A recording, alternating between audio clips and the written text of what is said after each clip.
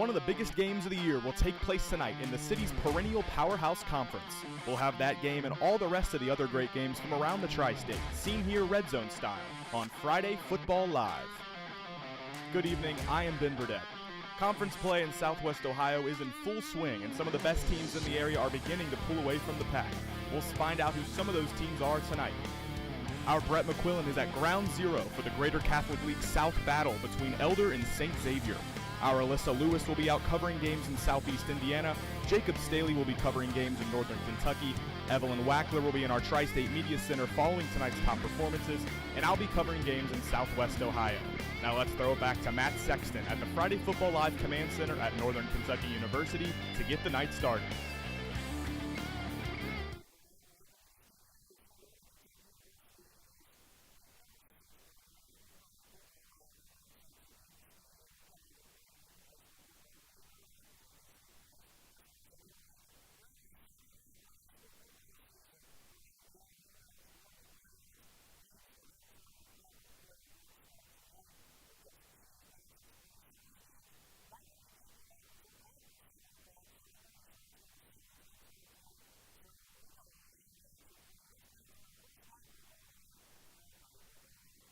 Now, Trevor, we'll see the Comet offense for the first time today. Comet offense led by the senior quarterback, D'Angelo Birch.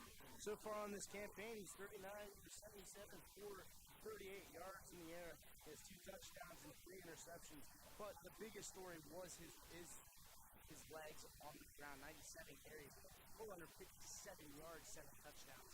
And that 457 good for third in the GMC. These two teams, the two best on the ground in the conference. First and 10. The best field position for the Comets. Start out with Birch in shotgun. We'll hand it off to Birdsong up the middle. Birdsong breaking through. He's met Andrew Wells, number 8. The senior strong safety meets him there. Gain of a couple there for Birdsong. It'll make it second down. Great push up front there by the Comets front offensive line. And expect a lot of big openings happening from this Comet offensive line. They have been phenomenal so far this season, besides the first game against Springboro. Wells is going to be one of those big guys for this Princeton defense. Guy who's a 4-year starter with this Vikings team. Second down. It'll be another handoff. Birdsong going through. And it'll be stopped right around the 20. Is a nice another stop for the Princeton run defense. That makes it third down. You can obviously see what the Comets are looking for tonight, and that is just to pound the ball on the ground. 2 straight run plays to start it.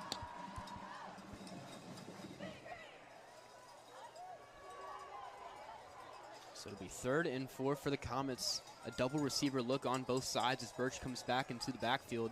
The lone man in the back with him, Tristan Newhouse at tight end. Birch, he'll run it toward the right side. And he's not, he might be close, but I don't think he got it. It doesn't look like he got it. It'll make it 4th down for the Comets.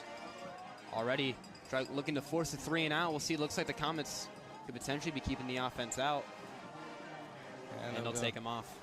It would have been real ballsy there by Coach Kastner to keep his offense there on the field. I don't know if they could really attempt to go for it right there. I mean, in negative territory, turn the ball over on downs there in Princeton.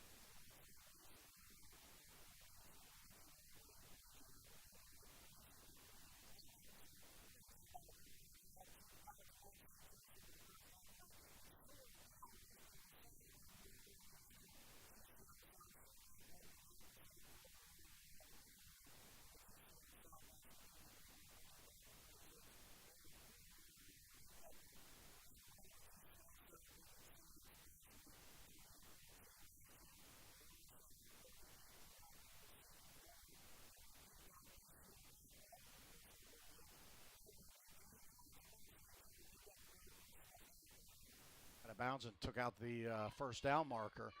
Let's see, make sure that doesn't come into play as where, nope, Watson was in the backfield. He flares out, and they're going to throw a little screen to number 8, Cooper McCutcheon, and McCutcheon gets the first down. Looks like he is brought down from behind by number 21, Colin Wooldridge. Rob, nothing fancy there. Just got a couple blockers out there, flipped it out to Cooper McCutcheon. Crusaders pick up a first down. Yeah, no, McCutcheon himself kind of showed block to start that play, and you just forget about the tight end that can catch, and he snuck behind the defense. Maddox Nelson way out to the left. The ball's on.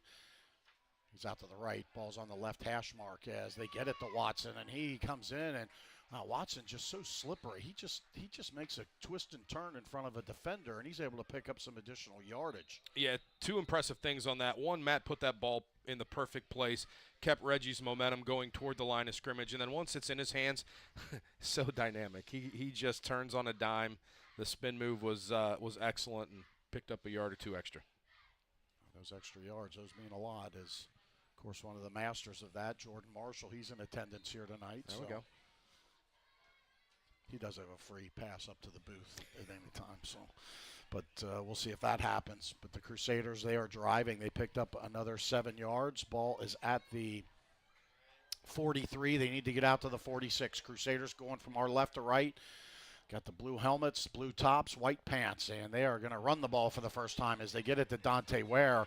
Ware kind of zigzagged to avoid a defender, but he was able to pick up 1, and that's going to bring up third and 2 for the Crusaders. Darion Sprague's on the tackle for the Lancers there. Several other Lancers present. Rob, the thing with the Crusaders, and especially with number 7, is, if they come out starting to throw pass, you kind of get back on your heels to protect against that. And I think they thought they could surprise them with a little bit of a run play, but a nice play by the Lancers, limiting the Crusaders just to 1 yard, brings up 3rd and 2.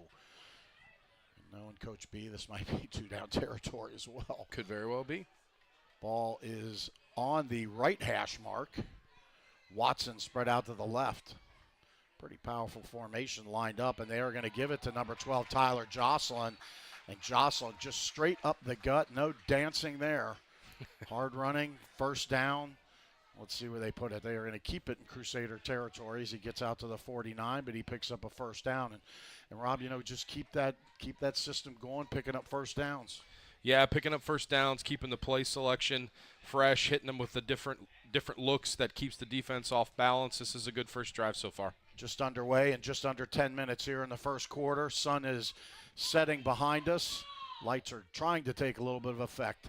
Ball's on the right hash mark. Ponitoski takes a snap. He's going to look, and he wants to throw it deep, and he overshoots his receiver. That was number 13, Maddox Nelson.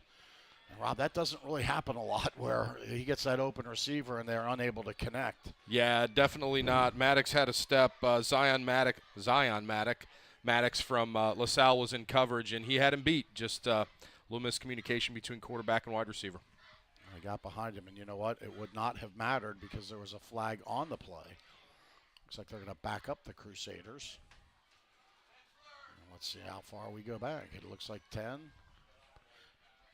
it was a holding penalty against the Crusaders. Well, Rob, to be quite honest, maybe it's a good thing we didn't get in the end zone. Everyone goes crazy and then see the yellow flag and get all bummed out. Bring it back, sure, yeah.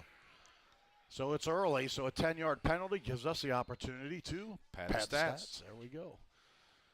Ball's at the 39. Crusaders need to get to the Lancer 41.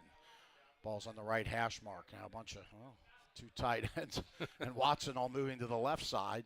And they fake the handoff. They're going to throw it out to Reggie Watson. He's looking to pick up a block. He gets to the outside. Boy. And are they going to get a hold? Yeah, they're going to get a hold. Number 18 there, Nate Holland, with just got enough that they're going to call it. All right. Well, we jokingly say pad the stats. We don't mean we really need to do it a lot. Let's not get carried away. Exactly.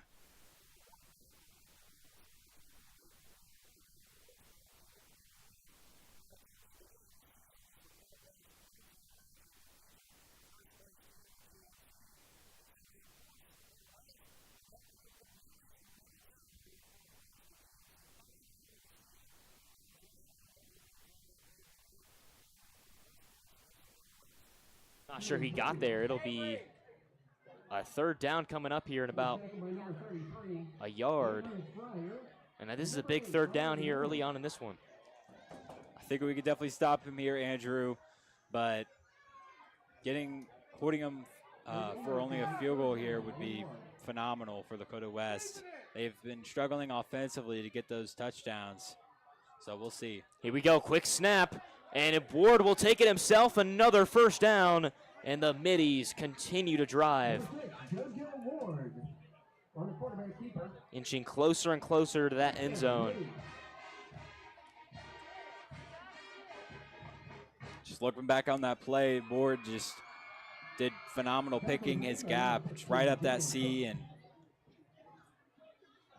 he had that room, Andrew. Man, they're finding holes everywhere in this defense. Ward will give, and he'll be brought down easily in the backfield. There's that defensive line. Cam Thomas, Andrew Fryer, all the linebackers getting in there. It'll be a loss of about 1. It'll be 2nd and 11 for the middies.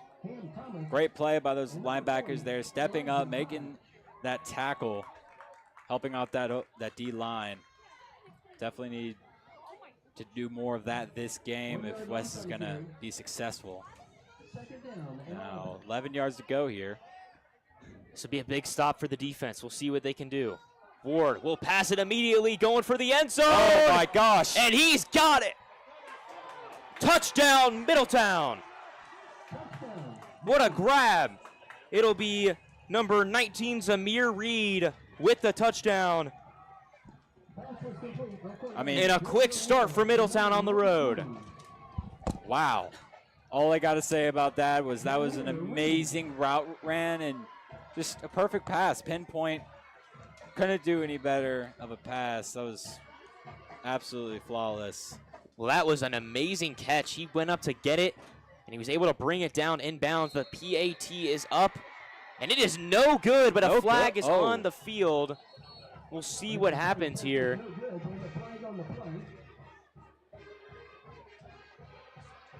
Yeah, about that touchdown, it looked like that was Cam Thomas defending him. Maybe a little bit out of position, but he's definitely capable of guarding a wide receiver. He's fast, very athletic. Yeah, I mean, what a throw and what a catch. Got to give it to Middletown there. So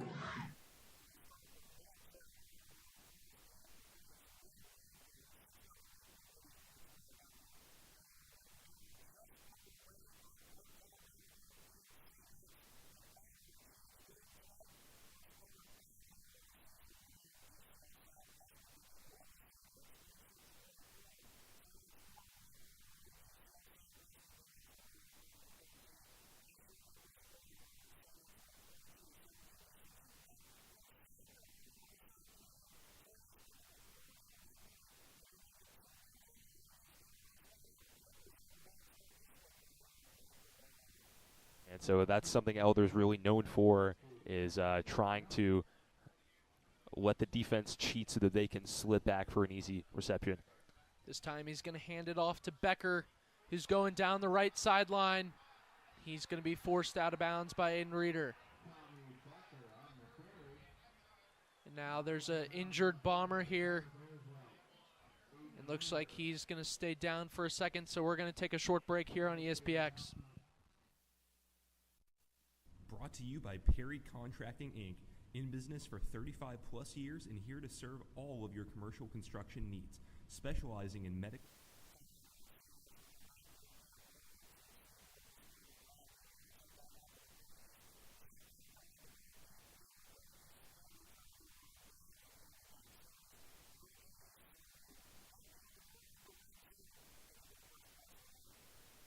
Haven't been able to capitalize. Can they finally get a third down stop here in a bit? Knutson looking to throw again. He'll go to the outside to PJ McFarland, and he will not reel in the catch. It'll bring up a 3rd and long, so disaster after the big play from Ryder Hooks and the penalty. It's going to be about a 3rd down and 18 for this East offense. Let's see if they get Ryder Hooks involved here again. You saw in that last 3rd down just a short passing play, and he got the first. Their kicking game has been on and off so far this season. They've had some issues. They've also had their highlights, but big play here. Knutson, fade ball to PJ McFarland. Very handsy in the coverage, but no flag called. Kobe Lewis, the 6'3" junior DB, playing great defense on PJ McFarland. It'll bring up a 4th and long now. And you see A.J. Fitzstevens out there to try the long field goal. We'll have to see if he sticks with that decision. A.J. Fitzstevens just 2 for 4 on field goals this year. Has a long of just 25.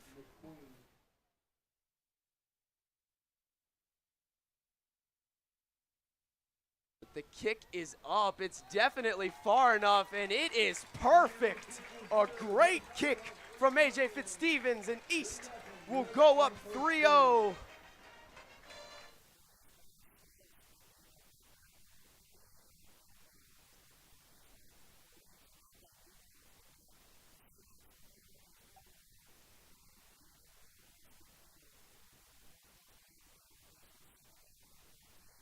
That one. S-step now, he's going to drop back, roll out to his right, throw this one into the middle, tipped off. Braden Riley just out of his reach. That pass intended for number 13, Chase Walpole. Walpole coming off that St. X Louisville game. He had a touchdown with his 79 yards.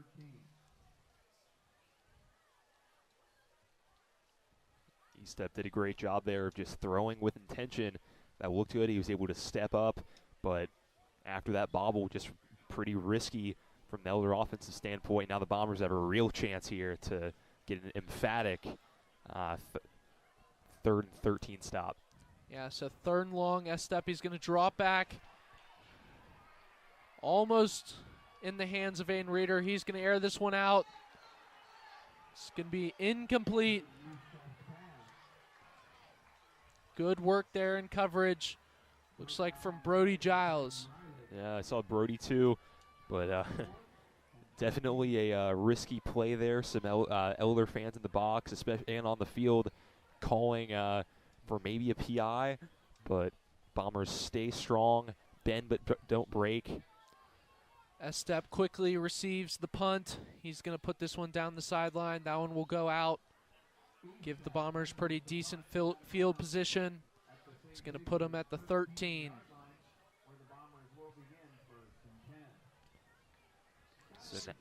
Go ahead. I think we're about to say the same thing. We're now looking at the offense, and this is a unit that's going to have to really buckle down and roll with the punches and be able to get some in the end zone, especially against the talented Elder offense. Last week they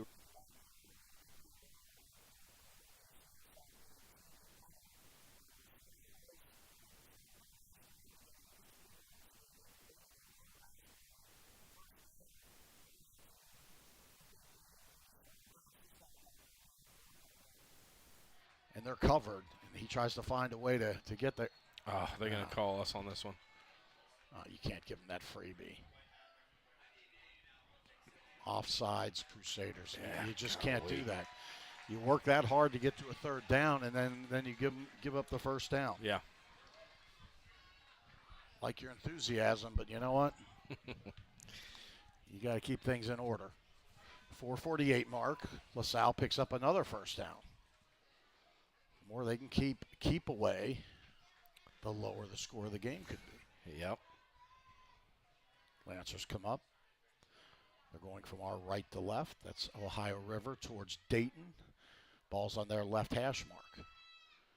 Carter, he is going to hand it off, and it is number 3.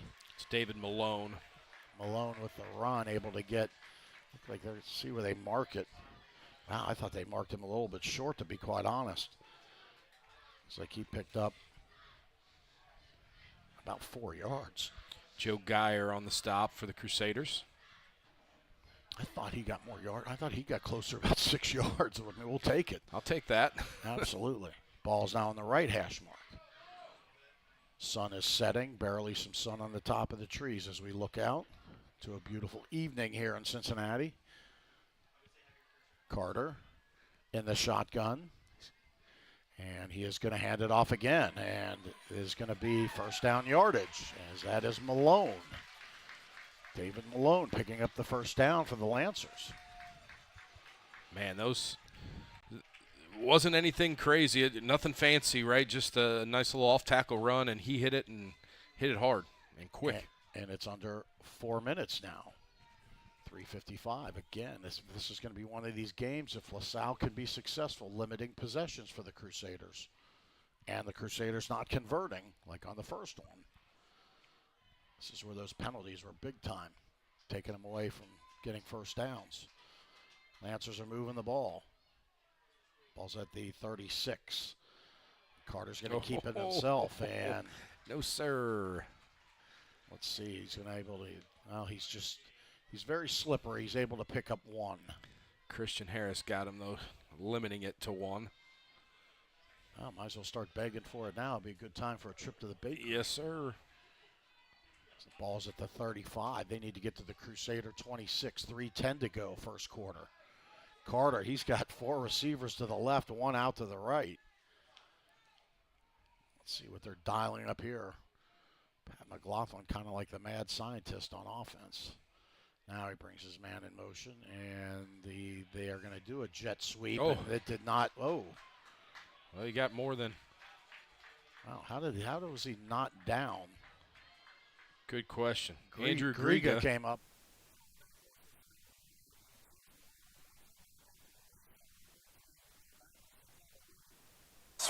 Spread out the offense. 3rd and 8. Neal looking. Kaler with pressure.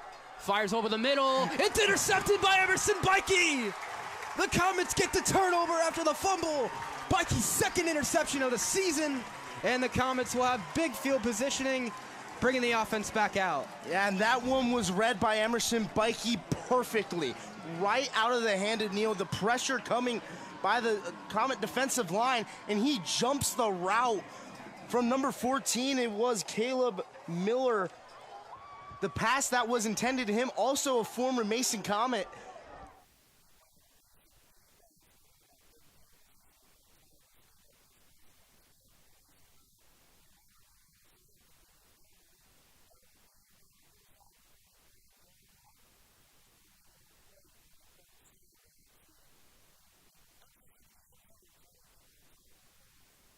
.201 mark, Lancers first possession. Now it is 4th and 8. Crusader offense out of the tent. Hopefully they made some adjustments and going to figure this out. So let's see what they come up here. Carter with 2 receivers out to the left. Now one goes in motion. Carter looks. He's going to throw it. He throws it over the middle, and very good defense by the Crusaders. Is that Kuzo? I thought it was number... or 28, was that Geyer Joe again. Geyer, yeah. Geyer came up and made sure that Lance...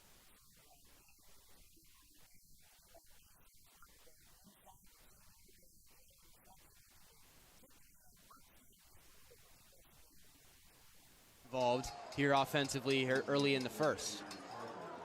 You see, it was the fake handoff to Birdsong, and then it was the handoff to Wiggins. They do that a lot, and they used to do that a lot more with Jamie and Martin, one of the fastest kids at Mason High School. Torian Wiggins, close second there behind Martin, and expect a lot more of that for the remainder of this season. And Torian Wiggins really has that big play potential. We saw it versus Oak Hills. He had a huge reception, biggest of the Comet year. Birch, play action, looking to throw, fires right side for Birdsong! He's in! Touchdown, Mason Comets! D'Angelo Birch, Brandon Birdsong, another connection between the two, and the leading receiver for the Comet team. He's also a phenomenal running back at that. It's his 2nd touchdown on the year receiving, and the Comets are an extra point away from taking the lead here late in the first quarter. We just mentioned Brandon Birdsong having a huge year offensively, and then he finds himself in the end zone. Max Gogol on for the extra point. He hasn't missed so far this season.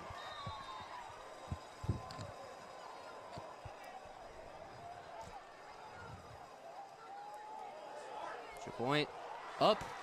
And it is good. The Comets, a 7-6 lead here with just a little around 1 minute and 30 seconds left.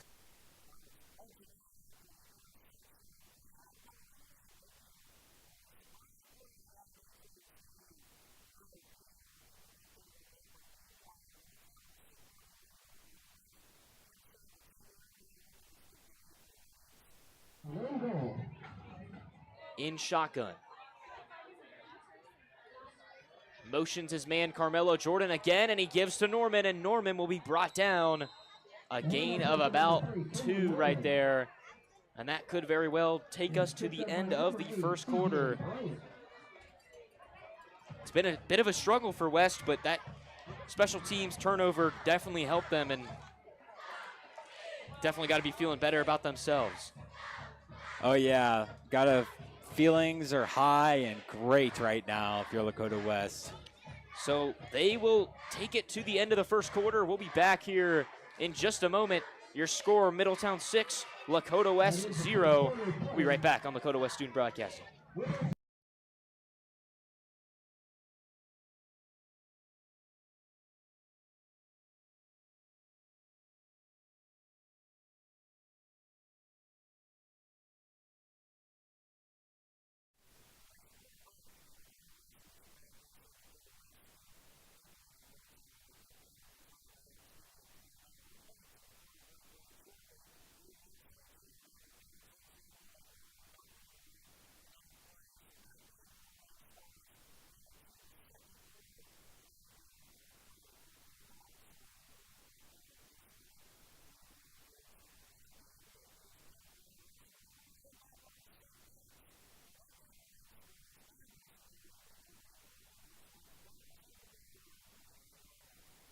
Lions kind of all coming off the field. Now with Jackson Fry, Daniel Vollmer to his left. Sends Newgate in motion. Fry takes a snap, he hands it off to Vollmer. Vollmer now going to run through the right side. He finds a good gap. He's going to lose the ball as he goes down. And they are going to give the ball to the Panthers. Yeah, that is just about the last thing you want to hear. If you're the Bombers, two consecutive drives where the Bombers aren't able to take care of the ball. It's a shame because it really does look like they're starting to have things figured out offensively. You're starting to see things that you haven't seen in the past 5 weeks. And I thought the refs may be going to talk about this one. From my perspective, looked like Daniel Vollmer first made contact with the ground and then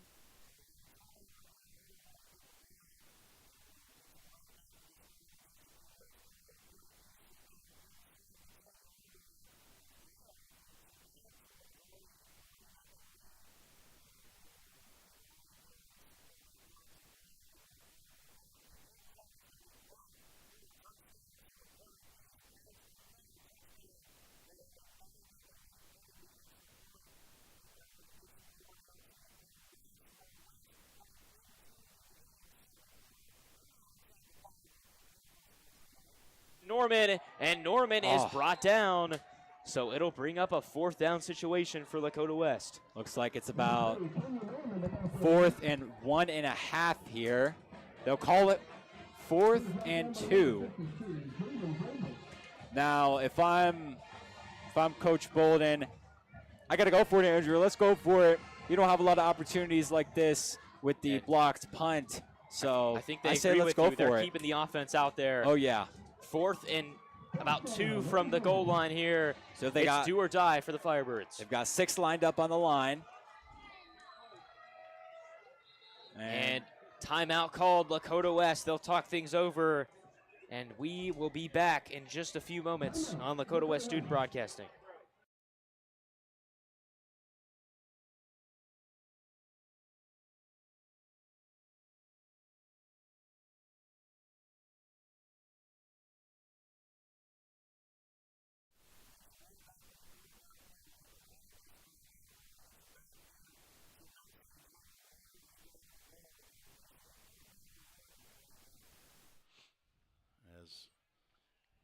They came throwing out of that 10:44 mark.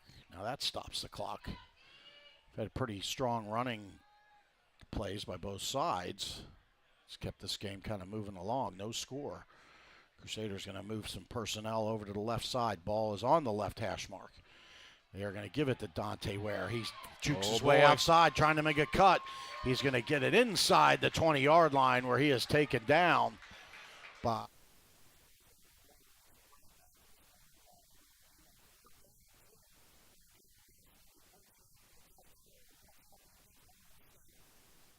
Here we got go. everyone on the line. Smith in pistol. And hold on. Looks like might be Norman taking the snap himself. He'll push forward. And he will. He gets it. Touchdown! Into the end zone. Touchdown, Lakota West. Refs are talking. They have not signaled touchdown yet.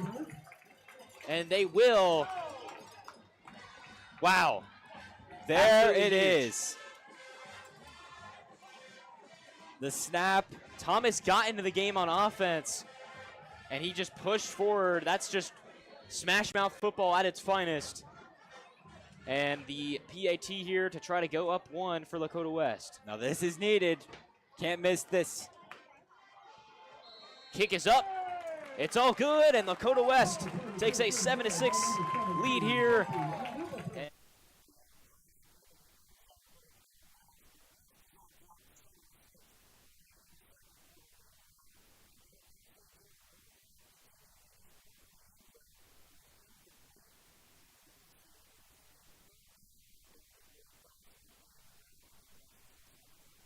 Seemed like Watson couldn't get any separation as he was working his way out there, but so he took a shot at that. Let's see if we can get a little bit of a replay here. It just, it was closer than seeing the replay, it was closer than it looked like it was. Yeah. It looked like it was kind of like way overthrown. It just out of the reach of Watson. Now it brings up a 3rd and 5.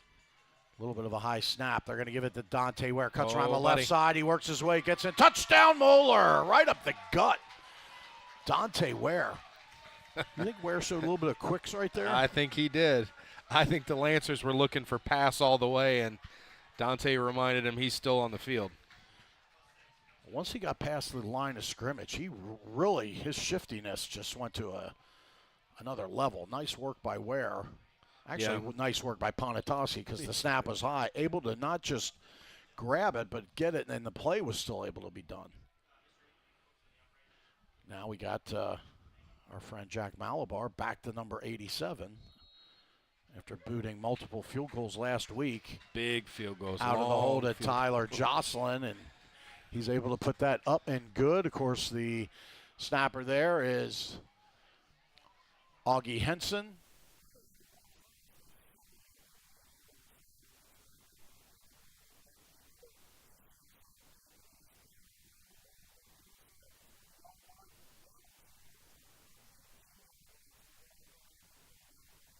Would hold Elder to the field goal.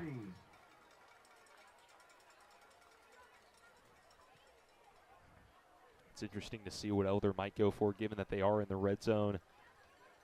Do they try for a gaining pass, or do they keep it safe on the ground?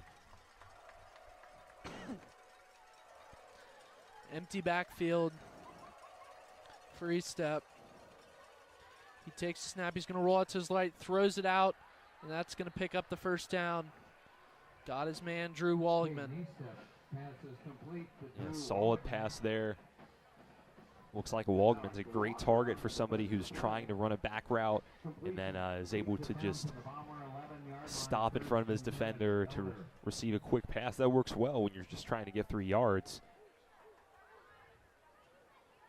And now with a clean slate, the job remains the same for the Bomber defense, which is to hold this group of Panthers to a field goal on 4th down.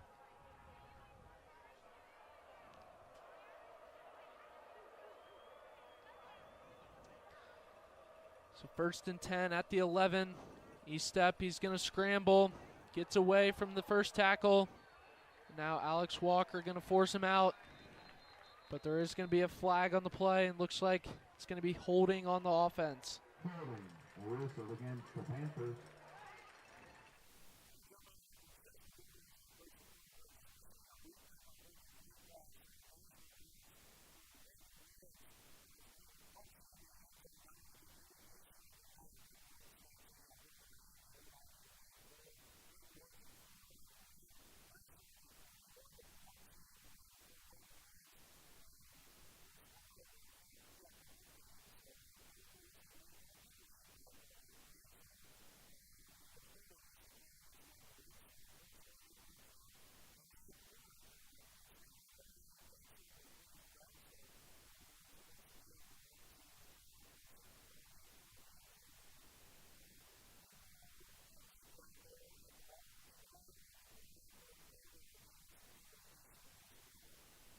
17 would be my guess. Stops Rogman in his tracks. Yep, and it is 2nd down and 17. Elder is a team that likes to kind of speed up their offense to get ahead of the defense. Really hard to do that. See what they come up with. 11:25 left to go in the half.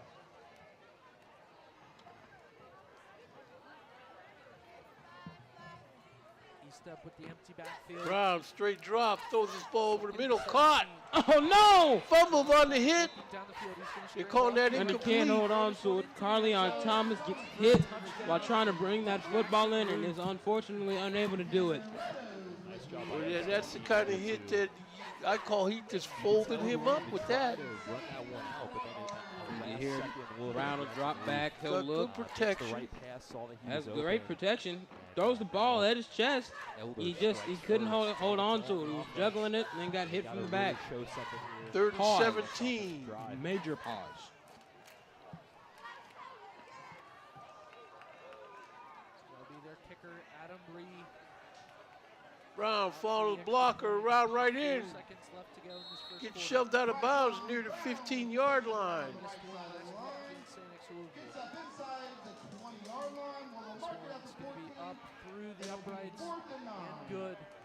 Giving Bring the up Panthers 4th down a and 9 for the 7-0 Warriors. lead right Will at they the kick end a of this field goal first or will they quarter. keep the offense on the We're gonna field? take a Let's short see. break here on ESPX. I do not see quarterback Marshawn Brown. Up there he is. They're still going to try to go for it, looks like. Yeah, he's hard to miss. He's one tall quarterback, 6'7". He's about, yeah. I mean, 6'7" is a very tall height for a quarterback. They put on about 15 pounds. Maybe. Brown waiting for the snap. They bring Dubois in motion. Straight drop for Brown. Cross-country travel to Trinity They Invitational, flush him out. where He we throws saw his another ball school down the record sideline. Caught in the end zone! And they'll rule it a touchdown! Touchdown Warriors! And no laundry on the field. Can't call that one back. Touchdown Warriors! What a play there. Good connection by Bryshon Brown to Dubois. To Ja'Kai Dubois for the touchdown. Look at this here. Brown, drop back. Gets a little antsy in the pocket there, so he'll roll out right, roll out left. He'll throw left to Dubois, who's streaking down the end zone. He had a DB on him, but he beat him on the coverage. And we get the toe tap for the end zone. Here's his kick here, and that is up and down the middle. It is good. That'll make it 14-0 here for the Warriors. And the Panthers are falling behind quick.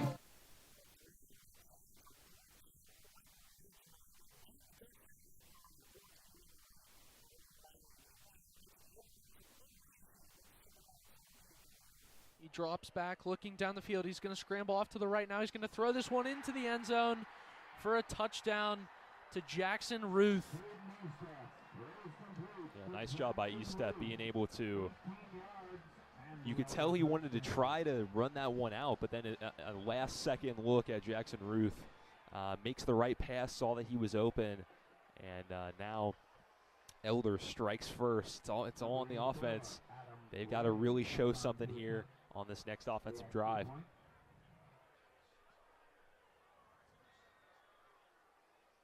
So now be their kicker, Adam Ree, out for the extra point with 4 seconds left to go in this first quarter. He missed one last week against St. X Louisville. This one's going to be up through the uprights and good, giving the Panthers a 7-0 lead right at the end of this first quarter. So we're going to take a short break here on ESPX.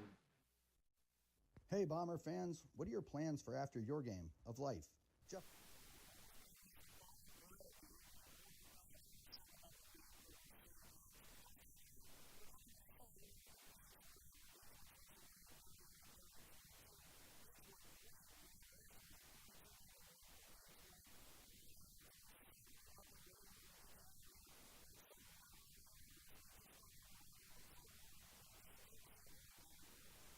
Absolutely make sure that goes somewhere near out of bounds. Adler Smith is the punter. He gets a snap. The big guy almost blocked it. Might have been tipped. Tyler's going to field it at the 44. One man misses, spins out of it to the boy. 45, Here we go. up to the 50, cuts it back to 45-40, and that is over. Yeah, 30, great call, 20, Martelli. 10, and gone.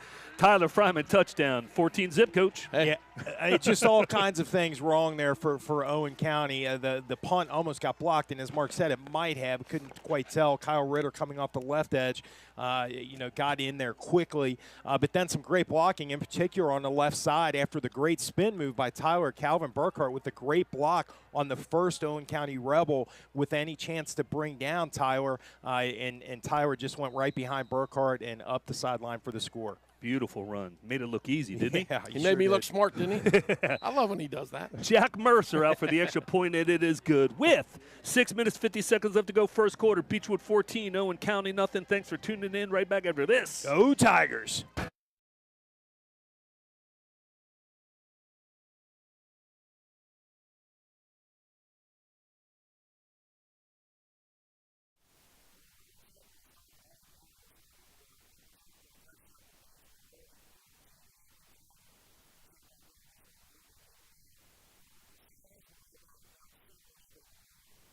As Carter has Malone in the backfield with him. A receiver out to each side. 7:16 to go. Clock is stopped after the incompletion. Rob, big play here, 3rd and 11. Yeah. I think the Lancers are going to get stuck back in their own field. And here's some pressure by Carter, and the Oh, ball ball's comes loose. out. We and got there it is. 27. Is that Charlie? Yeah. Charlie Nelson. Nelson with the recovery. I wonder who got that strip in there. I can't Is that tell. Orr? It might have been Orr again. It might have been Orr. Let's see if they give him the ball to go in the havoc hoop here. Well, I guess Nelson gets the opportunity. Well, we're going to see There's it here. the replay. Yeah, Charlie Orr again. Yep. Or yeah. Caden Orr, rather. Caden Orr, number 95, getting his Man. mid in it. And Nelson, Johnny on the spot, so no need to worry about going forward on 4th down. First trip to the bakery, getting that turnover, 7-11 mark. Rob, there's no fooling here. You got to go punch this thing right in. Yeah, absolutely. Not on the first play necessarily. Just got to finish it off with another touchdown. Ponatoski in the shotgun, ball in the middle of the field. He's going to kind of go out to the right. See the freshman in the backfield with him, and he's got a trying. man. And he's got him. Reggie Watson for the touchdown, Moeller. Goodness gracious. What'd you say about not the first play? Why not just get it out of the way? All right, let's go ahead and do it. So, That was an incredible throw and an even better catch. Wow. There's a little juice down on the field now. There's some emotion going on. Speaking of juice, number 40, Juice Glover Brown was in the backfield. As they all went to the right, I'm going to say kind of shades those folks who've listened a long time, Nevada mock, where Coach Rodenberg would slide everybody to the right, making it look like everything's going to the right. One guy sneaks out to the left, and that was Watson. Puts it in. Henson with the snap. Jocelyn with the hold. The kick up and good by Jack Malabar. Back to number 87, Rob, by the way. Yep. 7:03 mark. It's the Crusaders 14. It's the Lancers nothing after the big turnover. You're listening to WMOE and the Moeller Broadcasting Network.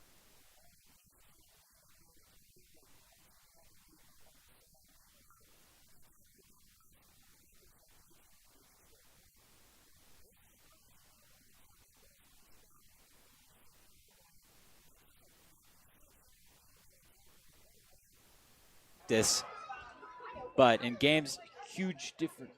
Here we way go. different atmosphere. Kick is up. And It's good! It is good! What a way to bring your confidence back. Adubafor knocks it through. A 56-yard field goal. And the Firebirds take a 10-6 lead. Do not sleep on Kofi Adubafor, Andrew. Do not sleep on this man. Wow. I mean, it's not even just the length. He kicked that from the far.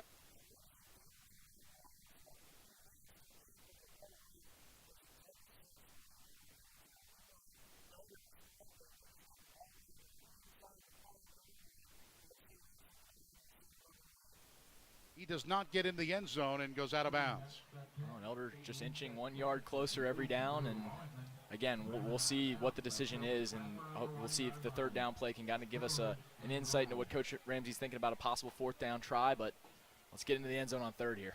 10 minutes and 10 seconds and counting here in the second quarter. Panthers with a 7-0 lead. They've got his third down and goal right at the 1-yard line. See what the Panthers do. They go back with Becker in the backfield.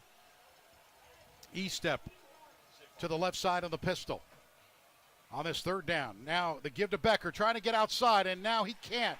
He lost a yard to the 2-yard line as St. X does a good job there. It was Griffith Lyons making the tackle, the defensive end. And really, when you have to go wide like that, you got to go inside. And really, the one thing that couldn't happen for Elder right there was to go backwards, and that's exactly what they did, and that is going to make the decision for Coach Ramsey a little bit easier. Yeah. He's unable to get 3 yards on the first 3 downs, doesn't think he can get it on fourth, and he'll take his 3 points and be happy about it. 20-yard attempt here on the right hash for Ray. He's got Walpole to hold.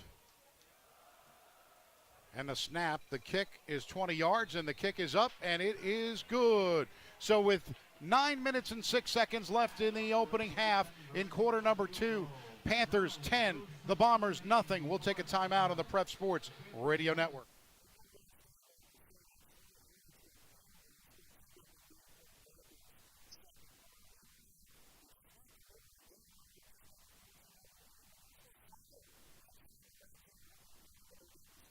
Carter takes the snap. He's looking to his left. He tries to throw it back. Oh, pick. And he threw it right to a Crusader. Is that Joe Geyer? It is number That's 27. Joe Geyer. 27 or 28? Look like it's. It I'll can't be. tell you, the 28, Joe It is Geyer. 28. That young man's having himself a great day. He is making his name known.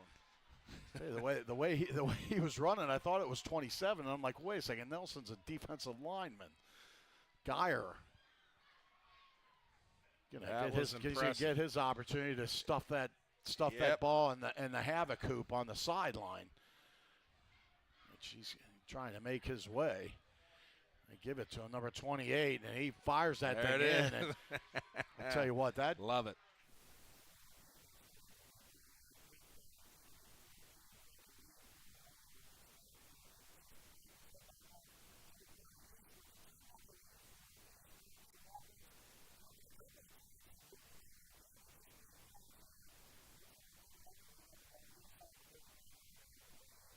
This offense here and East defense, just kind of shocked a bit from that fumble there, but they've done a great job not giving up anything too big. This is a manageable third down. Let's see what they do here. They're going to hand the ball off, throw the ball. So far, Back has done a great job in this game. They'll fake it to Wheeler on the outside and almost picked off by Chris Leverett, but it bounces right into the hands of Kayvon Burns. Oh my goodness. What just happened, folks? That is high school football in a nutshell there for you. Just a crazy tip drill play. Great job there, Fairfield, not giving up on the play, but man, you just got to pick that ball off. That was just huge there for Fairfield getting a break. That time Gagnon will get his kick up in the air. But my goodness, that could have been a crazy momentum boost for Chris Leverett. But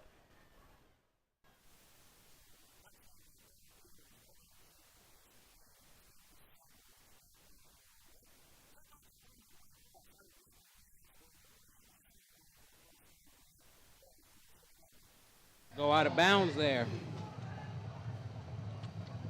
See, they have ideas. Here's that drone again. It's They flying have through the air. Green, red, green, red.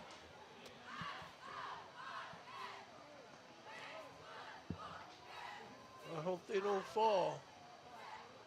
Yeah, Tony was down there. Where'd he go?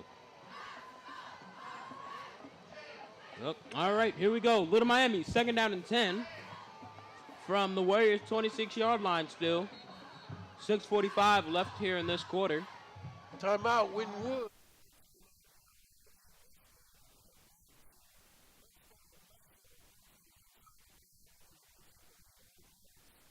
door. Neal will take it himself up the middle, and he's into the end zone. Touchdown Vikings. They get the lead back off of a short run from the quarterback Zion Neal. And just a couple minutes left to go in the first half. The Vikings regain the lead. That one went right up the middle, and they had an extra 3 or 4. It looked like they had their field goal unit out with Neal at quarterback. They had so many players playing offensive line there that if you're the Comet defense, you had to bring in extra people. And Trevor, in a spot like this, do you go for 2? I think you have to. Take the 2 points, you make it a 7-point lead. Touchdown won't be a demise factor. So they will go for 2. You got to think that it's a no-brainer in a spot like this. Neal in the backfield. And it looks like the Comets going to call a timeout beforehand. Coach Castle running down the sideline. Both teams will link this over. A huge 2-point conversion here, Trevor. If you do get this and you're the Vikings, it makes a touchdown and an extra point just tie it. But if you don't get this, a touchdown puts the Comets back in the lead. And we look, going into the second half, the Vikings will...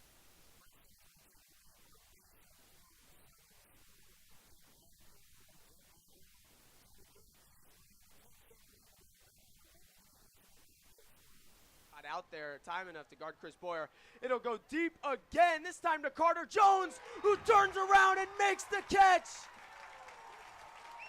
Touchdown, Carter Jones. What a play call for East there, just running the same thing, kind of 2 plays in a row, not afraid to throw the ball down there on second down. And Carter Jones comes up with a huge grab. East still 1:21 left here in the second quarter for Fairfield, but that is just a huge play for this East offense there.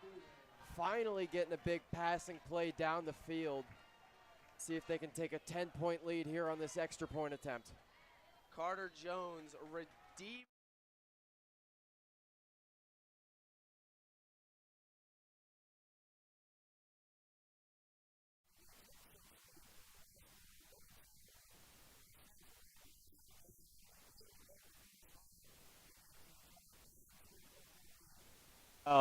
With 6.5 tackle for losses.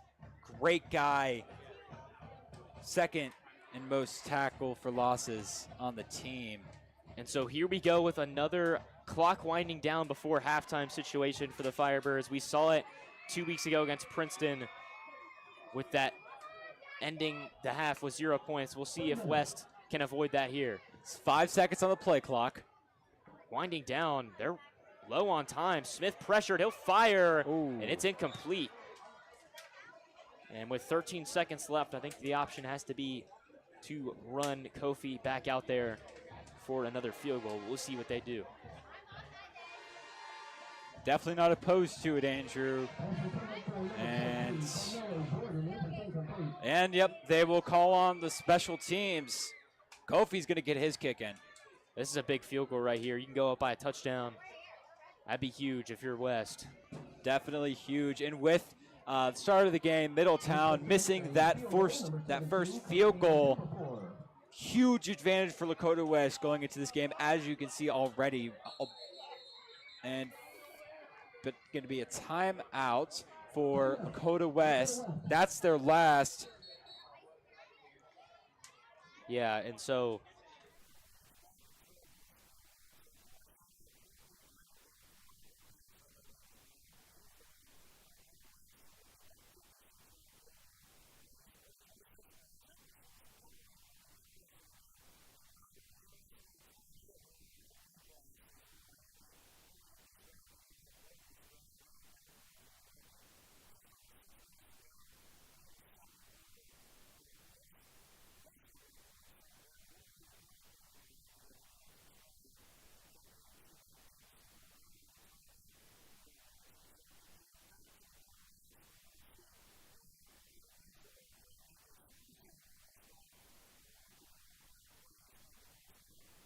on fourth down, kick is up. Ooh.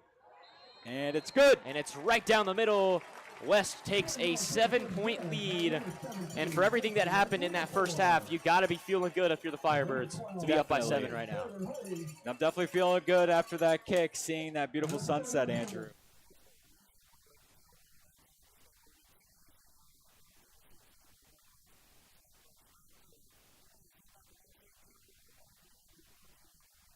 Right, he wants to throw it to the right side. Oh, and he that was does a it. great. Oh, what a catch! Holy cow.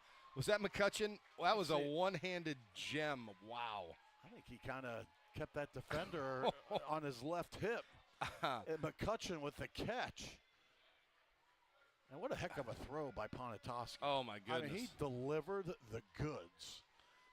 Yeah, man. Cooper McCutcheon holding off the DB with the left hand and just reached right out there with that big right mitt and one-handed it. That was nothing like a 7-second, 43-yard touchdown pass right there coming after a break. Wow. As Augie Henson set to snap, he does. Hold by number 12, Tyler Jocelyn. And number 87 this week, Jack Malabar, man of many numbers. Mom just looked for the kicker. Yeah, that makes the Crusaders extend their lead 21-0. We got 1:11 to go here in the first half. You're listening to WMOE and the Moeller Broadcasting Network. Special thanks to our sponsor, RDI. They offer business outsourcing solutions, including a robust contact center, research and analytics, and managed IT services. Get the outsourced advantage.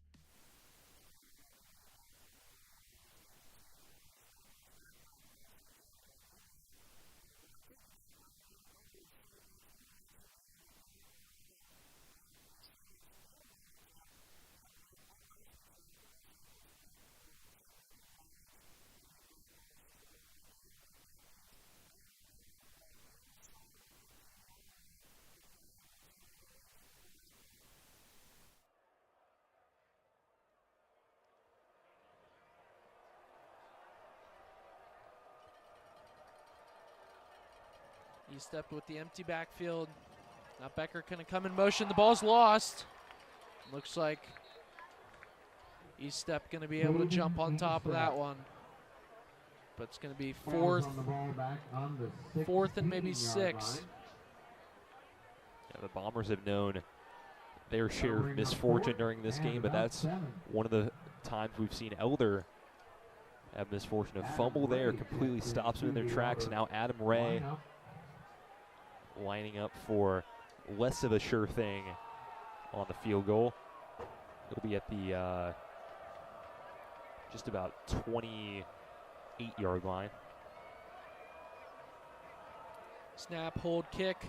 That is up and good. So that'll push the Panther lead to 13-0.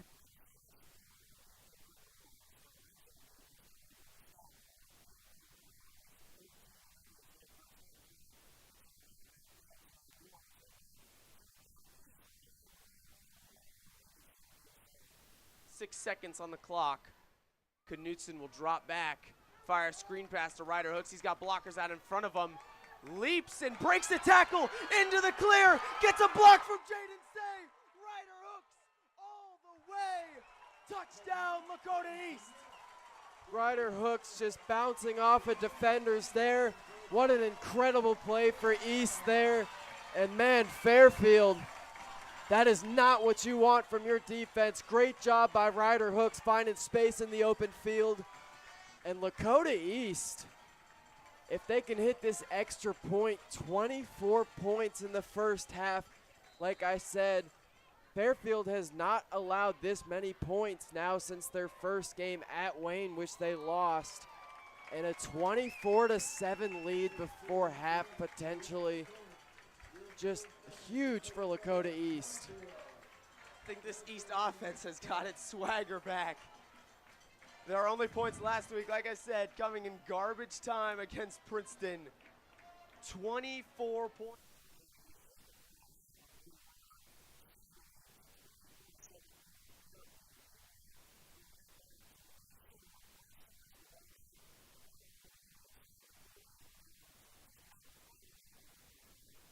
That all night. 3 receivers out for Neal. He'll fire it immediately to the left side. It was caught by Fields, number 4, senior wide receiver. Second reception for him on the day. Great job there by Darren Knott to get off the block of Muri and kind of blow up that screen. What could have been more yards. Less than a minute to go. Neal going to fire over the middle, and open was Neal. Emerson Bikey makes the play, and Jeremiah Neal was open there in the middle of the field. It bobbles off of his hands, and Emerson Bikey able to make a nice play there to stop what would have been a big gain. Yeah, he definitely plays the receiver on that one. Probably could have ended with his second pick of the night. And I don't know if that was more of a tackle by Bikey or more of a tackle by Neal to make sure that interception was not a possible thing. I mean, that would have been his second interception of this night and on the year.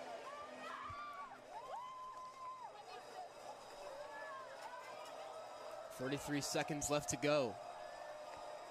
The Vikings trying to punch this in for a few more points. Some more laundry on the field before this one. It's going to be a false start. Another one on the Vikings.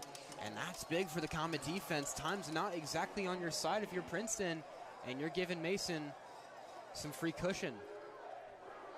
Yeah, and I think that one was a good call by the Comet defensive line. Really, they were kind of just getting up and jumping around. I don't think they ever really false started until they were jumping around, and then another guy on Princeton decided to step backwards. That makes it 3rd and 8 after the penalty. Both teams will head to the sideline. There will be a timeout, so 24 seconds left. You're the Vikings. You know, your kicker, Messer, has not had a solid day. He already missed a PAT year earlier, has a long of 38 on the season, but you have 24 seconds. You're the Comets. You're wanting that special teams unit to come out. Last thing you want is giving the Vikings 7 extra points going into the half, because you're the Vikings. You go up 21-7 and get the ball at half. This could be a very, very different ball game just a couple minutes into the 3rd quarter. But here's a big drive for both sides. For the Comets, it's keeping this a 1-possession game, or maybe going down by 10. But for the Vikings, you want another one of those big plays. You want another David Hambrick 30-yard touchdown run. You want another Zion Neal burst of speed to the outside. 3rd down and 8 to go. Neal, long drop back. Now he'll run out to the left side. He fires it, going for the end zone. Incomplete. Darren Knott's on the coverage. Looking for number 4 once more. David Fields, the senior. And the corner for the Comets makes a nice play. It's 4th down. There's that replay on that. A beautiful ball by Neal, and he was almost past the line. Yeah, he was almost past the line, but still a beautiful throw, and then great job by Darren Knott to break up that one. Now 4th and about 8. Do you send out your field goal kicker who missed an extra point so far tonight, or you kind of have to go for this one? I think you keep the offense out in the field. You're kind of in no man's land. And you got to think, you look at Caleb Miller on the side, by far the tallest guy out there on the field. The Comets don't really have anyone going up with him. It's Jason Lewis. Neal rolling out right, being chased, fires to the right side. It's caught. It'll be a 1st down, and there's finally the 3-star tight end, Landon Myrie, getting that reception. Nice throw on the run there from Zion Neal. I probably could have told you that one was going number 9's way. I mean, you lined him up in the slot. You had him against one of your smaller linebackers, and he was just wide open from the get-go. Neal looking to throw once again. Now fires, going for the end zone. Incomplete. He was looking for Miller right around the pylon. That'll make it 2nd down with just about 14 seconds left. We haven't seen Caleb Miller on the stat sheet much this year. A guy who, went over to Princeton right around when high school started and hasn't had a whole lot of playing time, but here in this one, the Vikings really trying to get him incorporated. It's because of how undersized the Comets are defensively. I mean, you don't really have that very tall guy. You kind of have Emerson Bikey, your safety, who has a bit of height on him. But I got to...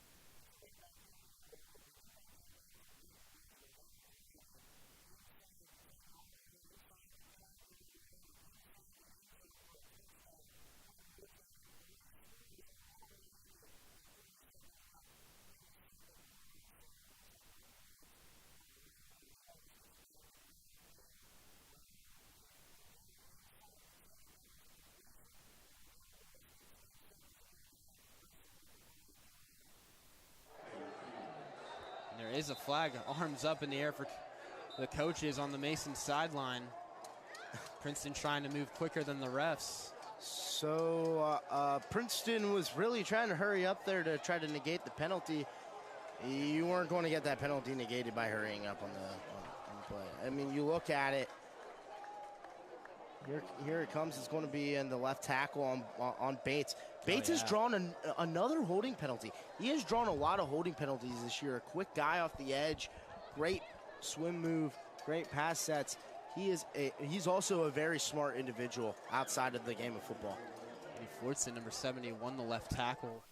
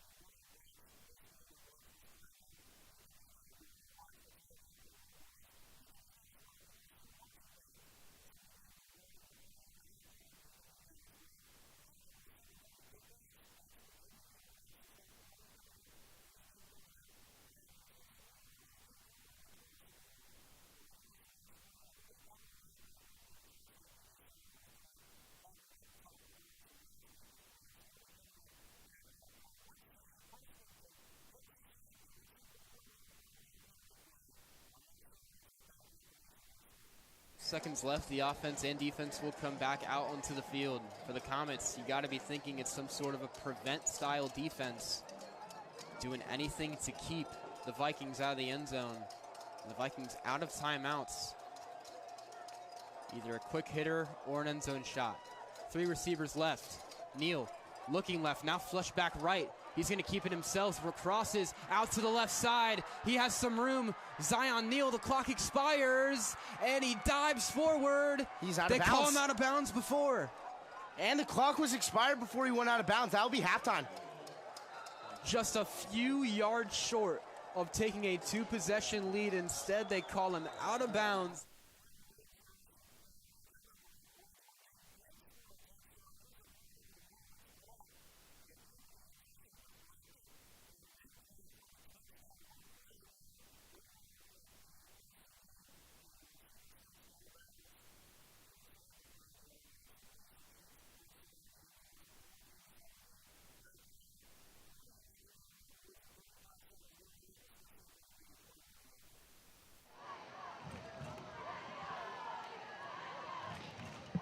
And that kick is up. And it is good.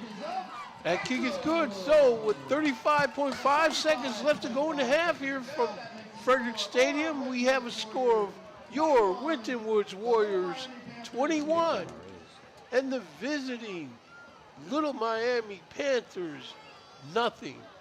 And good kick there by Reyes. I mean, that's a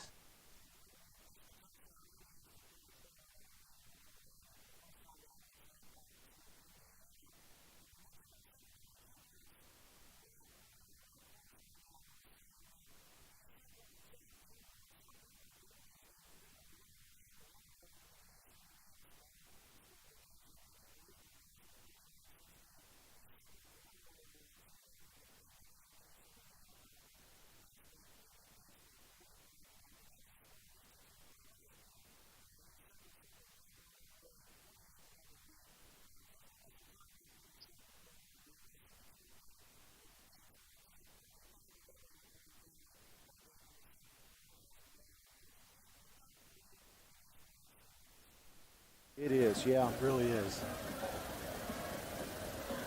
It's the next best thing to being here. If you can't be here, then be there watching on the TV. Tune in. We appreciate you guys watching this at home. Handoff goes to Bellman.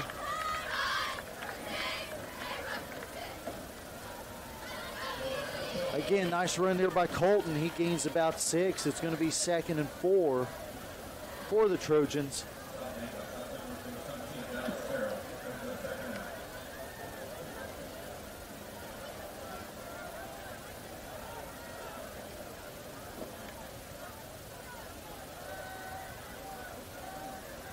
flag down. Again, the ball goes to Bellman. He gets in the secondary. Jeff, I didn't see what it was, but it looks like it might be holding. Yeah, he's going to call holding there on the end. It was the way they throw that flag in there almost hits the lineman. You know it's you. So that'll be a 10-yard penalty for East Central.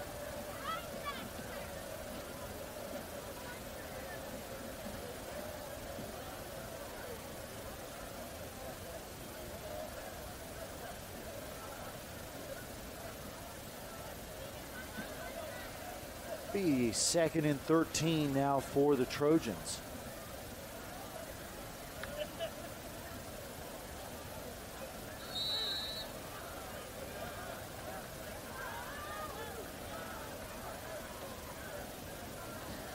Maples handoff again to Colton Bellman.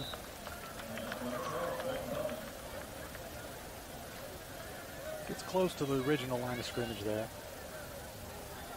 Tackled by Lane and Elliott Meek. Yeah, really close to an 8-yard gain.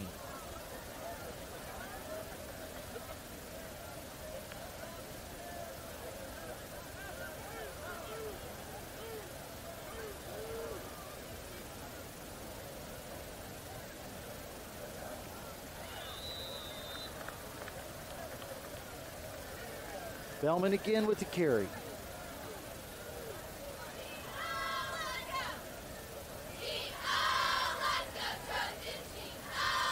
Jeff, that's close. He's only about a half a yard away. Yeah, no decision here. The way they got that marker, Jeff, I can't see why it's not a first down. They're moving them now, I think. Oh, okay. Yeah. I was a little confused, as you could tell. Sometimes it doesn't take too much. Well, it took him a second. I was thinking the same thing, Aaron, and then when I looked where the marker was, I was like, that's a first. Maple rolls to his right, and he's going to run out of bounds. In fact, he runs into his own teammate there. That's a smart, mature decision by a senior quarterback there. You know, he's rolling out. He's looking for an opening, looking for a receiver. May have found something that he thought he could fit in there, but why take a chance, right? Yeah. Why put the ball in the air and give two guys a shot at it if it's not a sure thing? Take what you can get and play another down. I think, Jeff, we've really seen Maple come into his own this year. As we see a handoff here to Colton Bellman. Nice run up the middle there. Yeah, you watch these guys grow and learn and mature every week, every season, right? You see them make decisions that maybe they wouldn't have made earlier in the season or earlier in their careers, you know, when you're a junior getting your first couple of starts. You like to see that. I mean, their football knowledge is improving, and decision making, it's all positive things there. 3rd and 1, Trojans.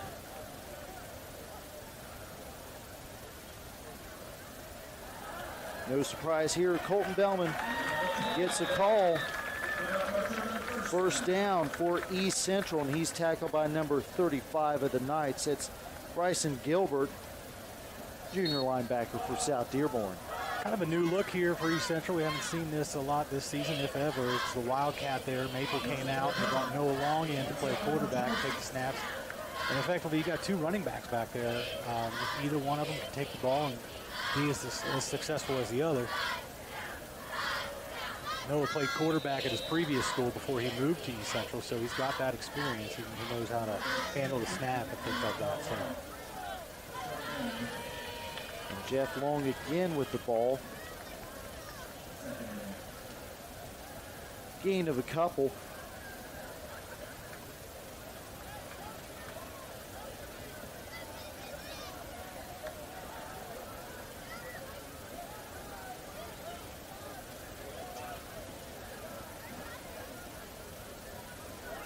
Nice little play here, good cutback.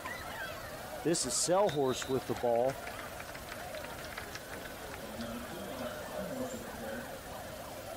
Again, getting the ball in the playmaker's hands, you know. Selhorst is a great athlete.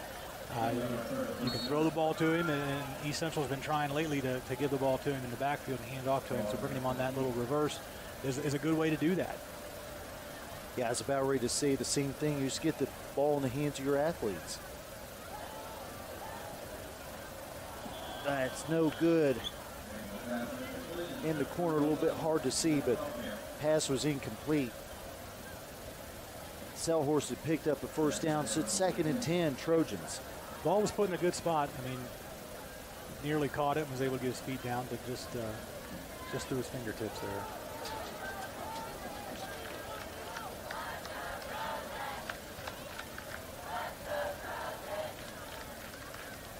Hand off to Bellman. Nice stop there by South Dearborn.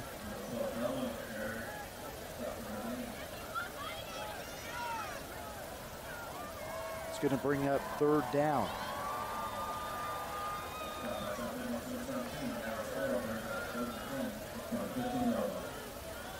South Dearborn really wants to make Coach Miners make a decision here. You want to keep him short of getting the first down. Here's Nolan. Oh, off the receiver's hands. That was intended for Selhorst. I was going to say the same thing, Jeff. This is a position East Central hasn't seen themselves in tonight. Yeah. And I think that's going to be an illegal forward pass. I think Maple was just beyond the line. I wondered about that, too. I thought he was a little too far forward. A little bit too far.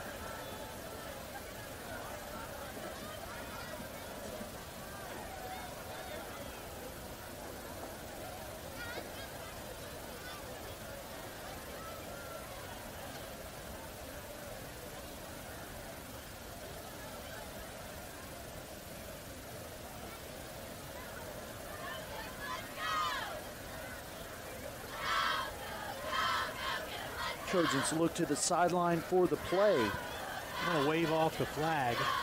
They talked about it and decided he was not across the line. And it looks like Jeff will have a field goal attempt. Probably the right decision here. Yeah, I agree. I'd say the same thing, Jeff.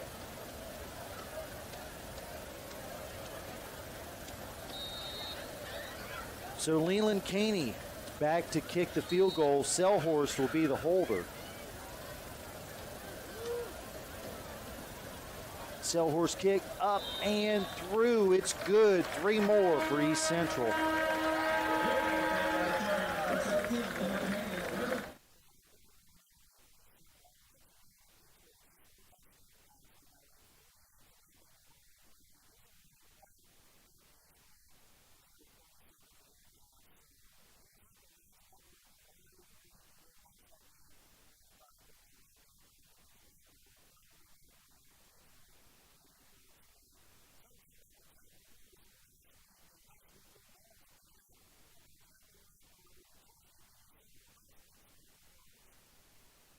Welcome to tonight's Friday Football Live Top Performers segment. I'm Evelyn Wackler. It seems hard to believe, but last week was the midway point of the season. And at this midway point, Anderson High School appears to be one of the Tri-State's top teams. They've steamrolled all of their opponents, and they appear to have one of the area's best quarterback and receiving combos. In its road to victory last week at Kings High School, Raptors quarterback Owen Scalf threw for over 400 yards with 7 touchdowns. His main target was Tyson Weaver. Weaver averaged nearly 30 yards a catch and outran the Knights defense for 4 touchdowns. Last week was a record-breaking week from players from 2 of the area's great football programs. Quarterback Brashawn Brown from Whitten Woods became the school's all-time leader in passing yards. Brown threw for over 200 yards, including 3 touchdown passes and 2 rushing touchdowns as the Warriors defeated Walnut Hills. Lem Grayson became Hamilton Baden's all-time scoring leader as he ran for 4 touchdowns in the Rams' win over Hartley. And it was just another day at the office for Talawanda running back Lance Cantrell. He and his team have been almost unstoppable each week this season. Cantrell rushed for nearly 300 yards with 4 touchdowns as the Braves defeated Carroll. And back in Northern Kentucky, who has been tearing it up all season, is Covington Catholic's Cash Harney. Harney's 71-yard run just before the half jump-started a Colonel offense that would never look back. They went on to blow out their crosstown rivals, Beechwood. Wyoming linebacker Tyler Johnson Huff not only led his team in tackles, but he also ran for 3 touchdowns as the Cowboys defeated Taylor. And Johnson was not the only player last week to score 3 touchdowns and lead his team in tackles. LaSalle's Colin Wooldridge was dominant on defense, but he found the end zone by rushing, receiving, Fires. Got a wide open Kyle Warwick. 25-20, 15, 10-5. Touchdown! Lancers! 33 yards out. And on special teams, his touchdown return of a blocked punt was the key play that helped the Lancers pull out a tough win over Withrow. A great defensive performance was also turned in by Highlands' Gabe Williams. His 42-yard pick six was the big play, and the Bluebirds come from behind victory over Ryle.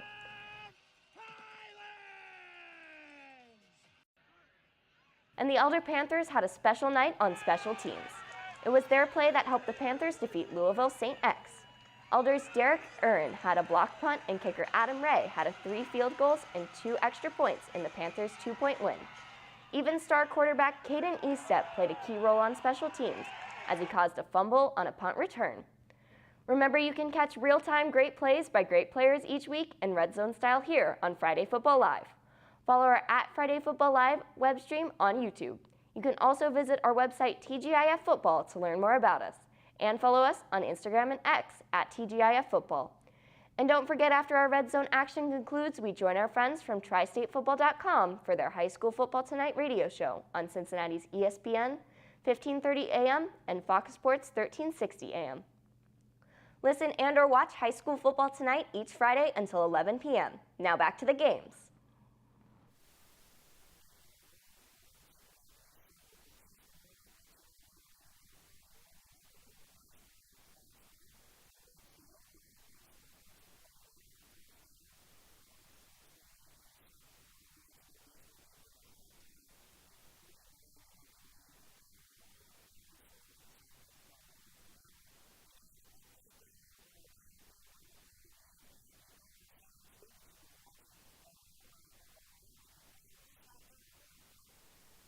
Stadium, ladies and gentlemen, I'm Brett McQuillan. It has been an all-Panther first half. It is 13-0 Panthers right now, and it has been nothing but Panther ball. The Panthers have been playing great. Highlights of this game, blocked field goal from Derek Uran, a couple other big moments in this game, a couple forced fumbles. The the Bombers haven't even been able to snap the ball to the quarterback, and that is a big reason why they are struggling right now in this game. The Panthers are out 13-0. This looks great. The offense has definitely done some good things. Defense need to fix up a few things. They've given up a few big plays, and that's definitely going to be something that could hurt them going on into the second half. But as far as I'm concerned, this has been a great game for the Panthers. They've looked very, very good so far through this first half, and tune in for all my updates.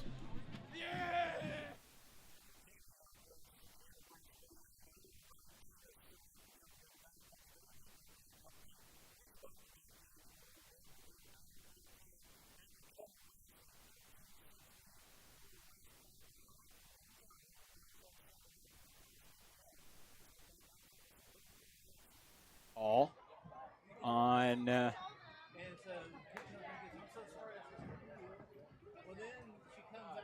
Sully. Face mask. It'll be on the Firebirds.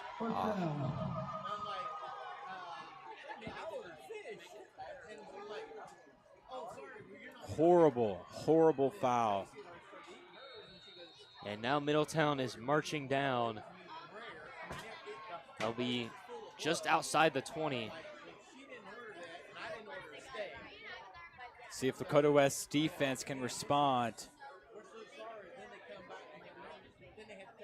These linebackers have been a big help defensively. And up the middle, wrapped up. A gain of about 1. Beautiful play there by Lakota West. Wrapping him up, not letting him go anywhere past that first level. This will be a 2nd and 9. One of these scary factors about these Middletown running game is if they get past this first level of play, they could really get to that 3rd and 4th, getting about 10 to 12 yards. So the drop back and the quick reception outside to number 18, that is Julius Reed. It'll be a 3rd and short coming up for Middletown. That was a tackle by number 15, Jaden Cook, the DB senior. Be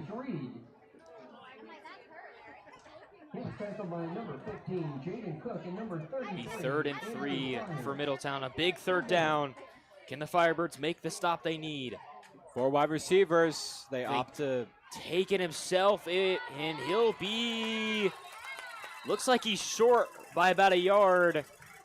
And they call him short. Big stand there, and now it'll be 4th and very short. We'll see what Middletown does here. Well, looks like they're staying out there, Andrew. 2 yards to go, excuse me. Yep, that's about 2 yards. So a 4th and 2, big time play right here. Same formation as the last. Shotgun formation for Ward. Play clock winding down below 10. West running zone here, rushing about 4. Crowd getting loud for West. Play clock running under 5, and they'll have to call a timeout. Really smart timeout if I'm Middletown here, Andrew. Really, I mean, just a tough scenario if you're Middletown. Yeah, honestly, you weren't dealt the best hand in that scenario.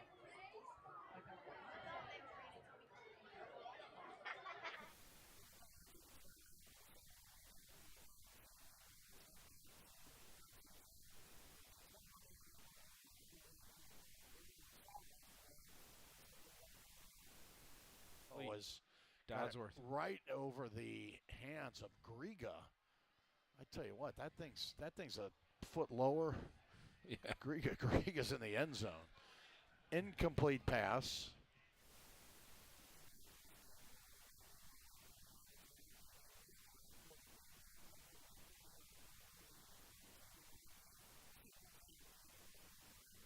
Pretty much a chip shot, and it's a flag fly. Flags fly. This might. And it will be. Uh-oh. And that is not good. That's a flag on Lakota West, illegal substitution. It'll be a 1st down for Middletown. That is, wow, it's a backbreaker. Yeah, definitely a backbreaker. Definitely an oddball call as well. Usually you don't see those illegal substitution calls being played. But just a little bit of miscommunication all around for Lakota West. They could definitely respond, though.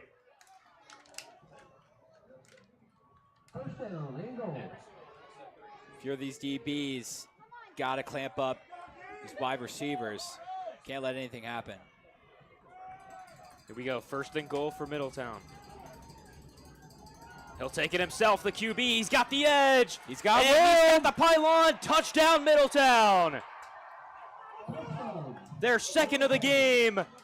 And they are a PAT away from tying things up here at Firebird Field. Crazy outcome for that run. I was definitely not expecting a run like that, wide out right by the quarterback. Usually Lakota West so far this game has been stuffing those, but I guess not this time. And here's the tricky part for Middletown, the PAT. They missed the first one. Here we go. Kick is up, and it is good, and Middletown has tied this game at 13 apiece. So it's 13-13. And we will head to break here. We'll be right back on Lakota West Student Broadcasting.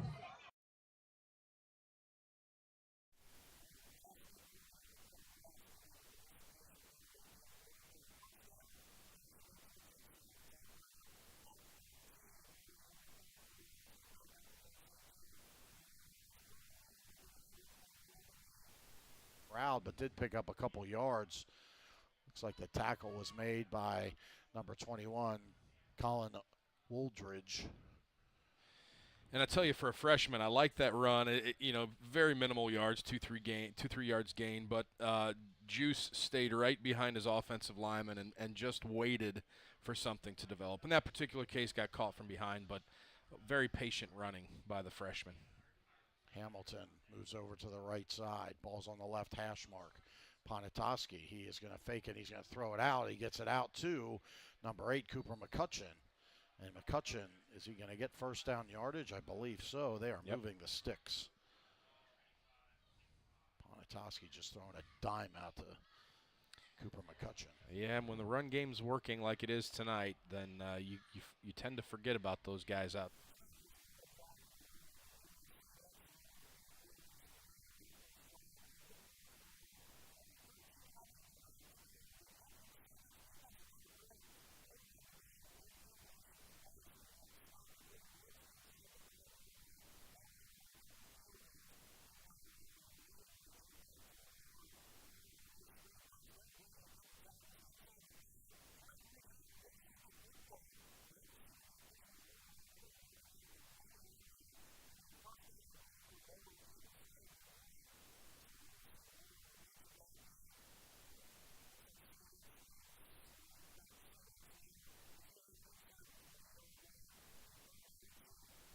Vollmer, who's working down the left, he's going to dive forward and be just short of the first down.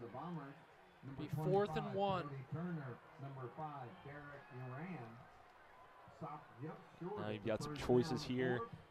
Important to note that Davidson, the kicker, has already missed one on the day. So, with how important it is that the Bombers get in a scoring position, I'm sure that's in the back of Coach Speck's mind, and he chooses to go for it here.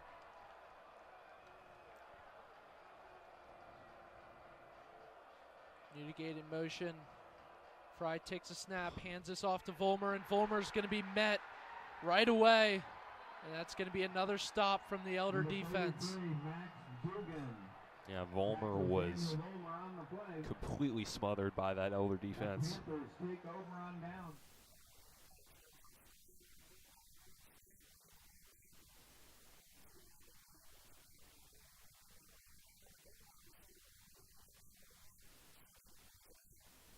Ponatoski under center.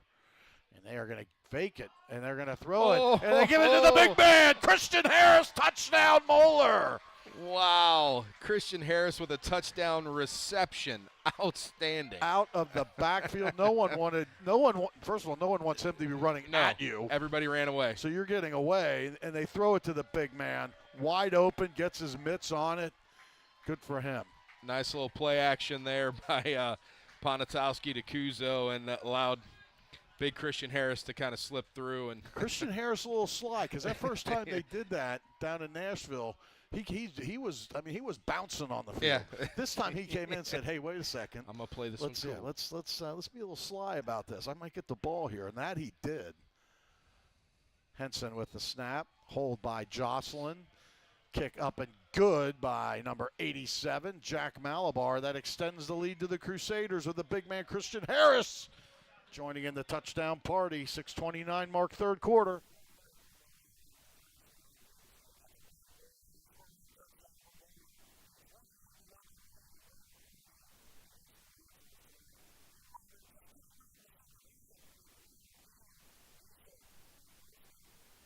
Bounce and retrieved it to 10.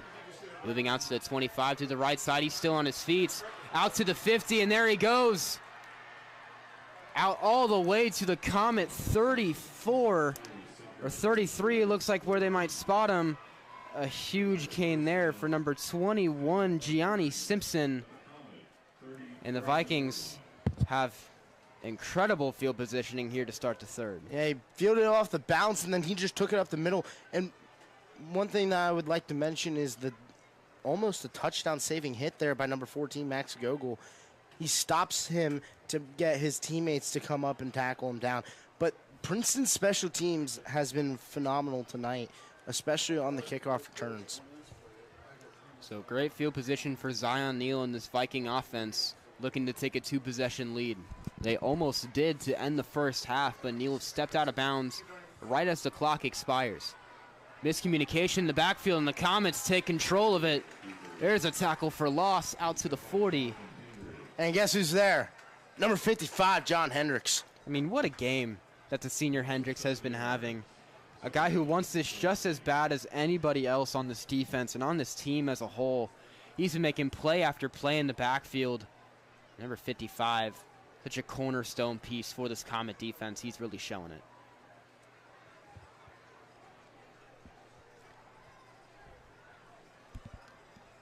It'll make it 2nd and 16, ball at the 39 after the big loss for the Vikings.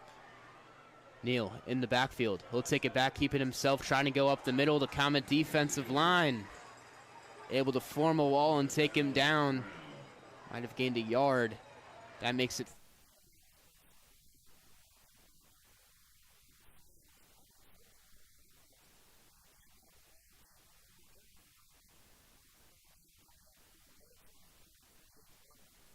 a 9-yard run, flipping the field.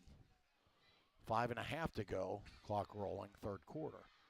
Crusaders up 28-0. Carter, he gets it. He's going to hand it off up the middle, bouncing it outside. And that is number 21 is going to find the end zone for, that is Colin Wooldridge. Playing defense, also playing some fullback. Really a nice run, the young man. He went in the middle. There's a bunch of turbulence, bounced out to the right side, able to work his way right through.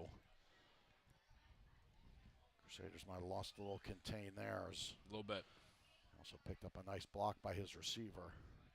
Lancers get on the board. Punch through the extra point. So 5:17 mark third quarter. Lancers on the board with 7. Good news is the Crusaders with 28. You're listening to WMOE and the Moeller Broadcasting Network. Tonight's game is presented by Genesis of North Cincinnati at our new location, 9848 Waterstone Boulevard in Cincinnati. Also brought to you by Columbia Hyundai and Acura, located at 10,981 Montgomery Road.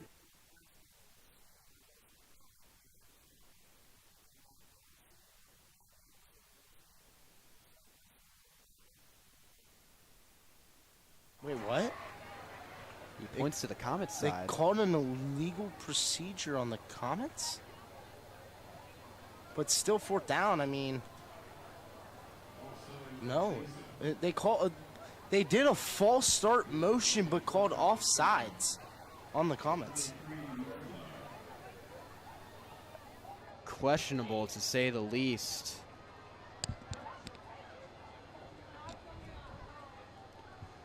So that does make it first down for the Vikings.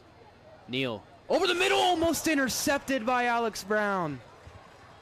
He hits himself in the helmet. Brown would have had that and have some room over the middle. Missed opportunity there for the Comet. It makes it second down. Look at this. Throws right into the hands of Alex Brown. What a turnover that could have been. I mean, he could have been running for days.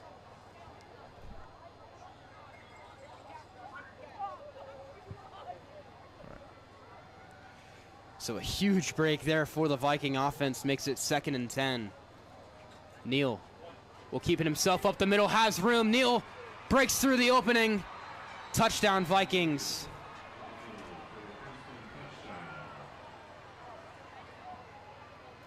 One play after a potential turnover for the Vikings.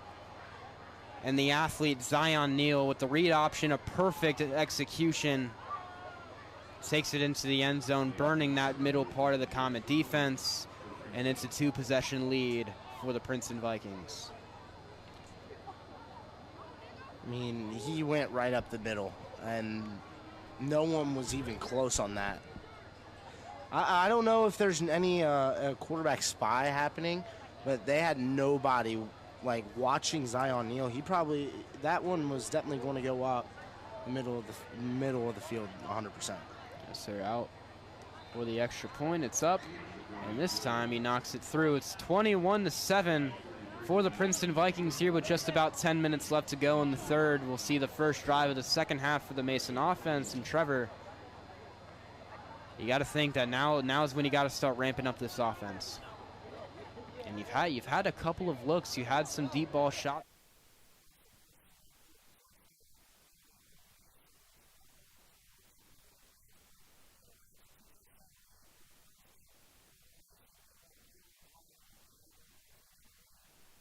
Tonight.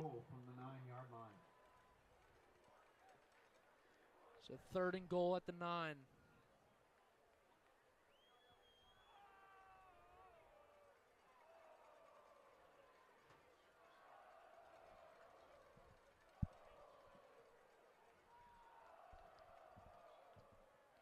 E-Step going to drop back, throw this one to Ruth. He's going to be brought down at the 4. Ruth on the reception from Caden E-Step. Just like that, the Bombers have their 4th down stop, and it's in prime position for Adam Ray to get his 3rd field goal of the night. Adam Ray checking in for the field goal for Elder.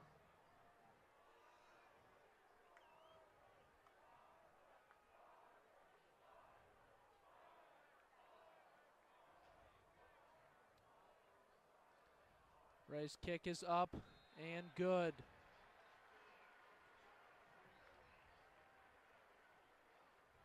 So that's going to extend the Panther lead 16-0 with 3:08 left to go in this 3rd quarter.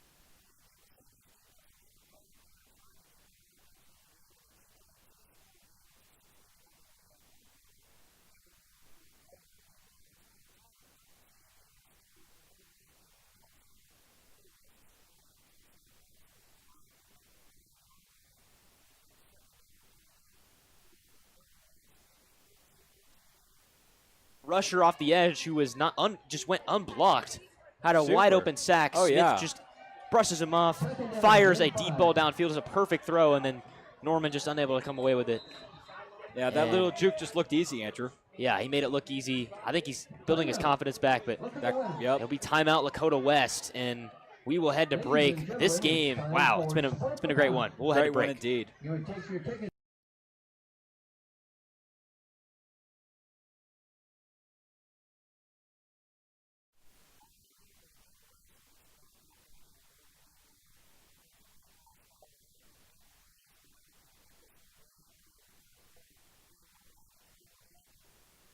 Back for Coach Murphy. 2nd down and 4. They'll bring Chris Mathis in motion. Nope, bring him back to the other side, and we'll get a timeout. As they could not get that ball off in time, so the Warriors will have to use the timeout.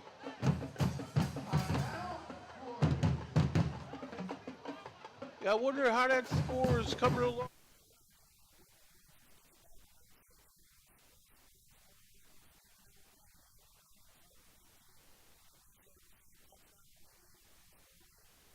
To the right side of Ponatoski. Here comes Reggie Watson in motion, and they are going to fake it, and they give it to Juice, and he takes it inside the 5, just running hard.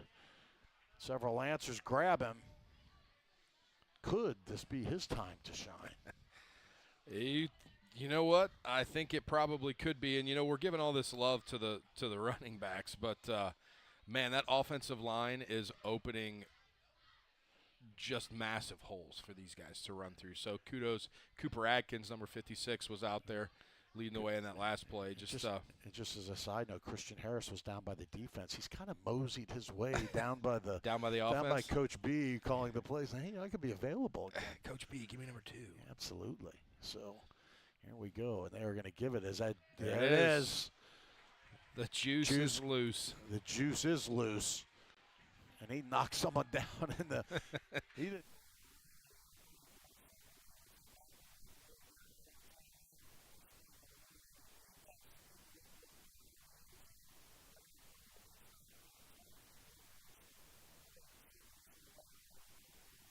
Number 10, that's one of the Meadows brothers. Both juniors, so they're going to have these people back next year doing a thing. And it'll be 3rd down and 2 here.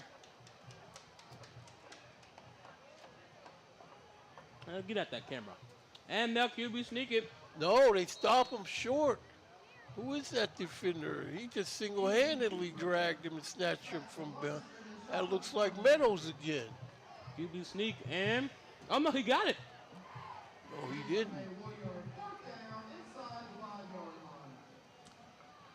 4th and 2. 4th and 2, they'll QB sneak and they got it in there. Touchdown Warriors! Tush push looking touchdown there. Oh, I'm swearing at these Bengals fans if I mention that play. They'll just push him in there, and that's a touchdown for the Warriors, as Bryson Brown will have his 6th rushing touchdown of the season. His little handshake there with his receiver. And so with this now, 27-0. It's like they're going to go for the PAT. Here we go.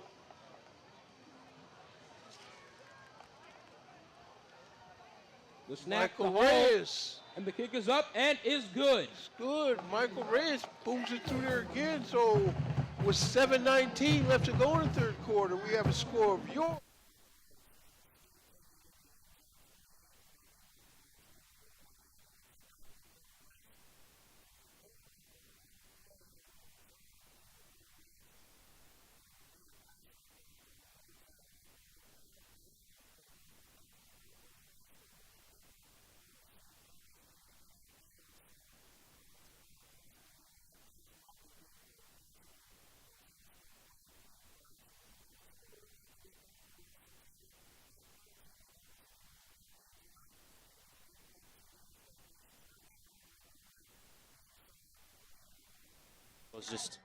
It's something that's so hard to pull off, getting these 14 through 18-year-olds ready to experience memories that'll last a lifetime. But here we go.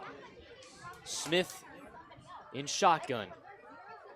He will fake to Norman. He'll fire over the middle, wide open. It is Jaden Brogdon. Touchdown, Lakota West. There is Brogdon. The Firebirds are back.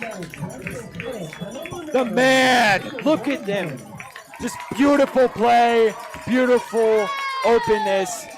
Just creating the play that is needed to advance these Firebirds 7 points.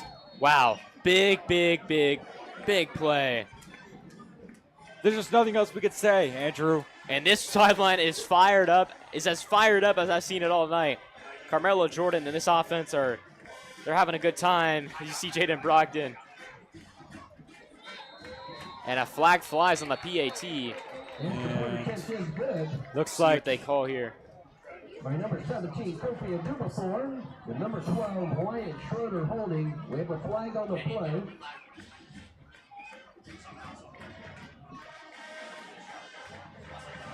thinking maybe that is on Middletown. Could be wrong.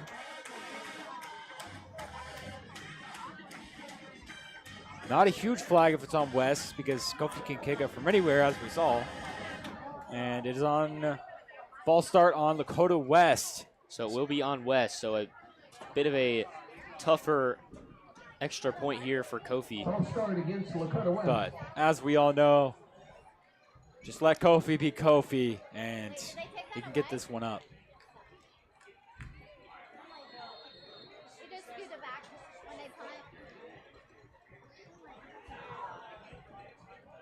Snap good, hold good, kick up, and it is good. 20-13, the Lakota West Firebirds lead. Trying to pull off this win at home tonight. We'll be right back on Lakota West Student Broadcasting.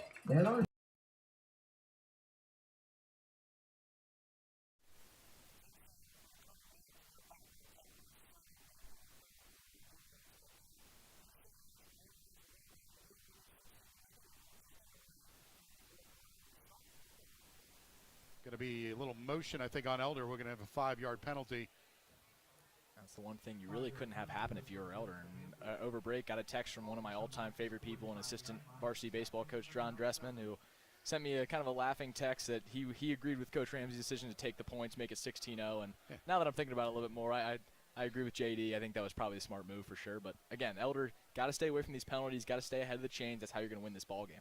By the way, Moeller struck back, and it's 35-7 over LaSalle. Just like on that. the Cola Banker scoreboard. Didn't take them very long. 35-7. We'll see Moeller next week. Certainly don't want to get ahead of ourselves here, but 16-0. Elder with the lead. A 2nd down and 7 now after the penalty at the 45-yard line. 2 wide receivers off to the right side and 1 to the left side. E-step in the empty backfield. Now he's going to run it across the 45. Gets past midfield into X territory at the 47-yard line. So a nice little gain for Caden E-step, and certainly been able to do it. Looking at the third quarter statistics through third quarter, Jackson Ruth, as mentioned, over 100 yards receiving, 5 catches, 107 yards, and a touchdown, including a 49-yarder. that he caught and an 18-yard touchdown. Cadence had a really slow game on the ground so far, but hopefully that quarterback draw kind of gets him going. But as slow as he's been on the ground, he's got 205 yards through the air line. He does. 205, 18 of 21, not bad. 1st and 10 at the 47 of X. 11:28 to go. 16-0 Elder. And now the give is to Becker, and Becker's not going to get much. He gets back to the line of scrimmage if he gets that at all. Hoding Realty is proud to sponsor Elder football. The next time you're selling your home or looking for a new one, call one of these Elder grads and Hoding team members, Brian Baisley, Steve Florian, Rick Hoding, Mike Rolfus, or Mike Wright. Contact Hoding Realtors for all your real estate needs at 451-4800 or visit them online at Hoding, HOETING.com. And right now, the Elder Panthers, this is a 2nd down and 11 from the 48-yard line. 10:53 left in the 4th. 3 wide receivers left, 2 to the right in a trips formation. And now they're going to get a timeout because it looks like they too many men on the field. So That's exactly right, Lenny. They had Baker trying to run off as soon as they broke the huddle, which would have been an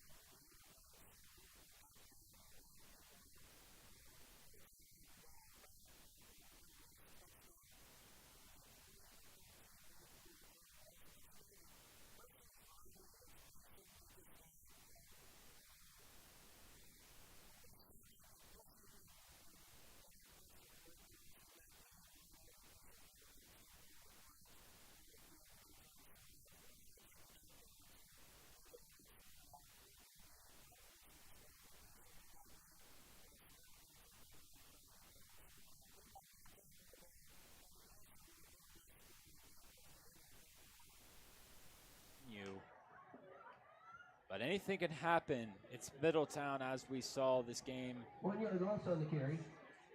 2nd down and 11. And it'll be 2nd down and 11 after that one yard loss. Here is Ward. Ward drops back. He'll fire it out of bounds. Nothing doing. Middletown's offense all out of sorts here. It'll be 3rd down. Extremely close to a intentional grounding, but he will run away from that call.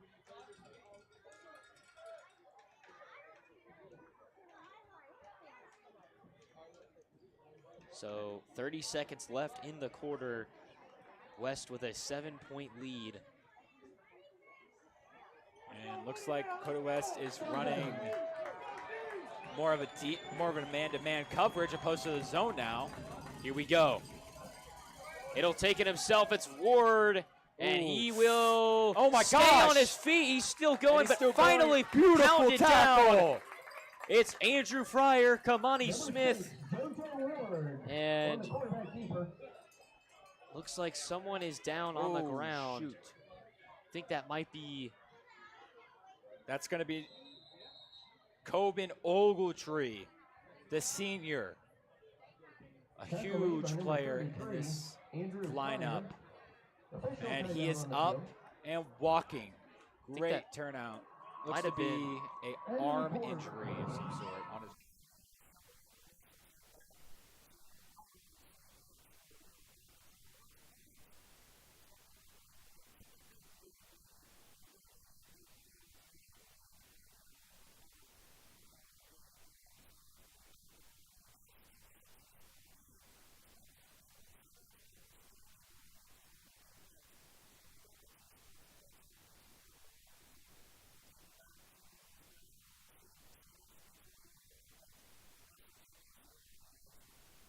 Offensive 4th quarter if they want to have a chance of winning this ball game.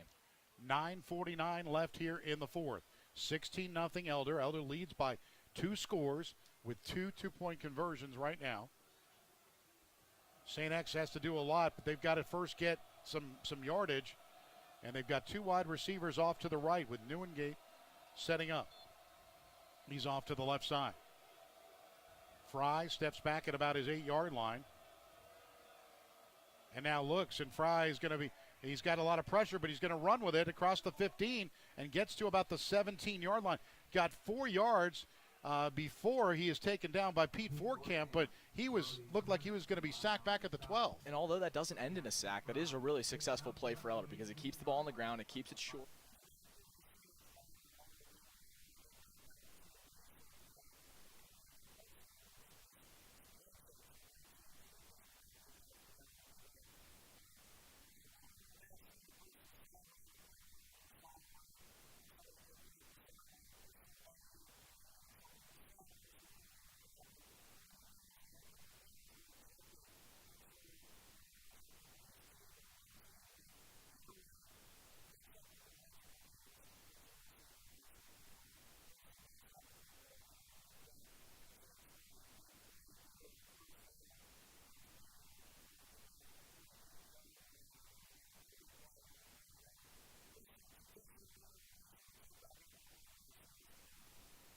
Number 4, another reception for the senior receiver.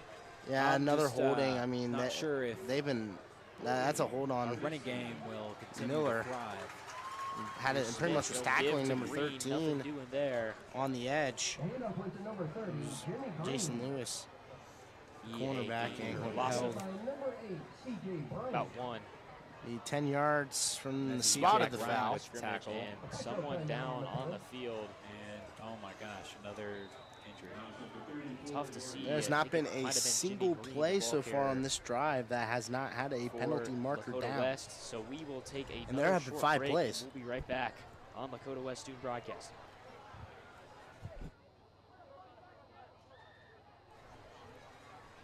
So first down, 15 to go.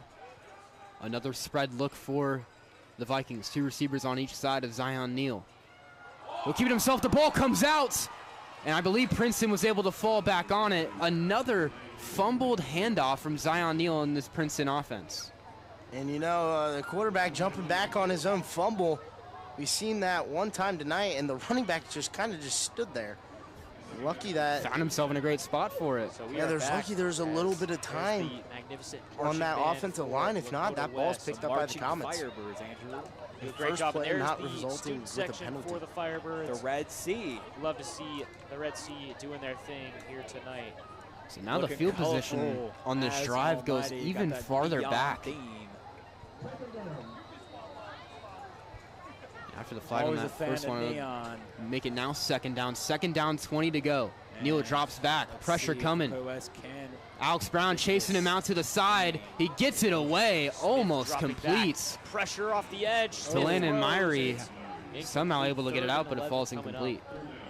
That was Alex Brown and John Hendricks in there. definitely a risky And throw John there right Hendricks off went the back a foot. long.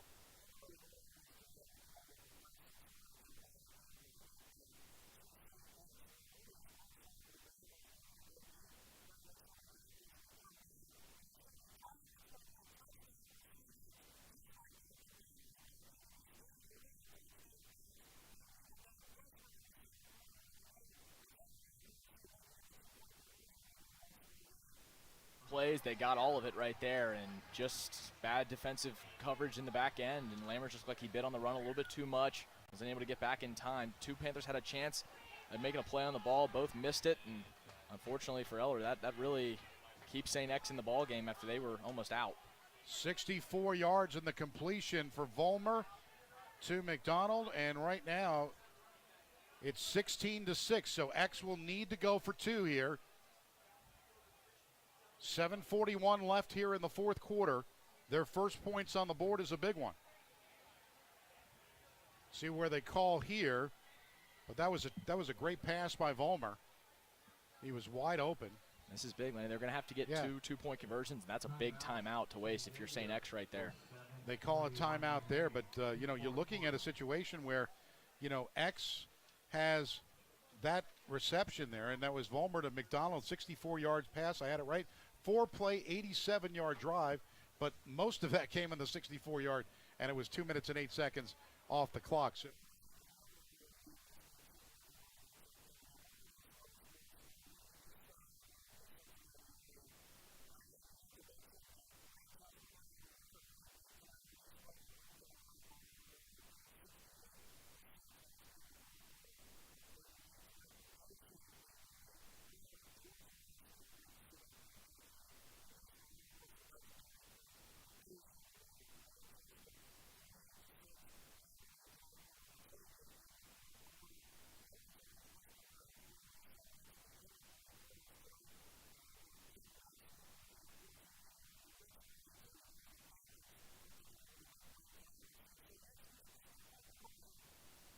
direct snap. They get Cam Carter back in offensive lineman. One wide receiver to the right. Vollmer will take the direct snap. He goes and gives it the pitch to the right. Somebody's going to throw it, and off to the left. It's going to be Neuengate. Neuengate looking to try to get in the end zone, and he does not get in. So the two-point conversion is no good. They tried a little trickery, and that did not work, as that was Andrew Paff saying, no way, not there, and that's not going to do. We'll take a break. 16-6, Elder with the lead, 7:41 left in the fourth on the Prep Sports Radio Network.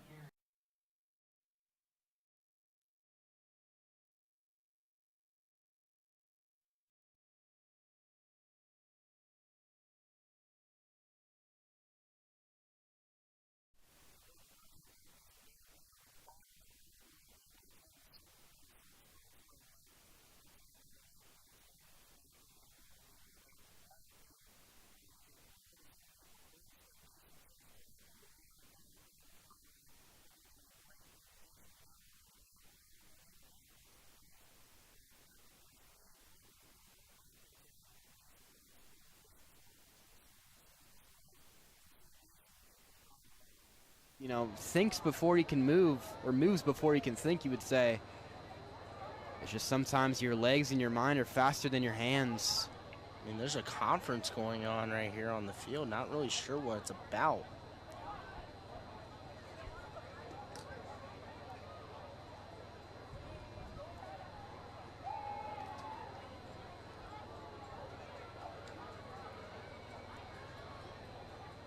Maybe subbing the player off.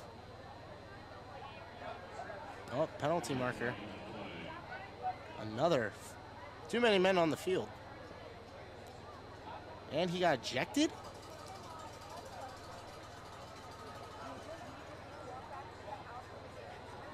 This is one of the craziest football games I've ever seen. I mean, wow. You can see the Princeton defense, they're upset with the call. That was a late flag, Trevor. I mean, that was... Talk about a minute after the play. Yeah, exactly. I was so confused what was going on down there. They're having a little conference. The referees having a conference with the Princeton defense, and then it just, a penalty marker goes out.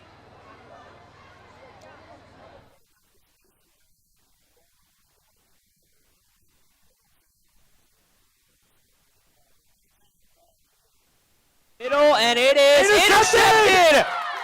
Taking it down the field is Colin Ogletree. Ogletree's got an entourage down the sideline. He's gone! Ogletree is gone!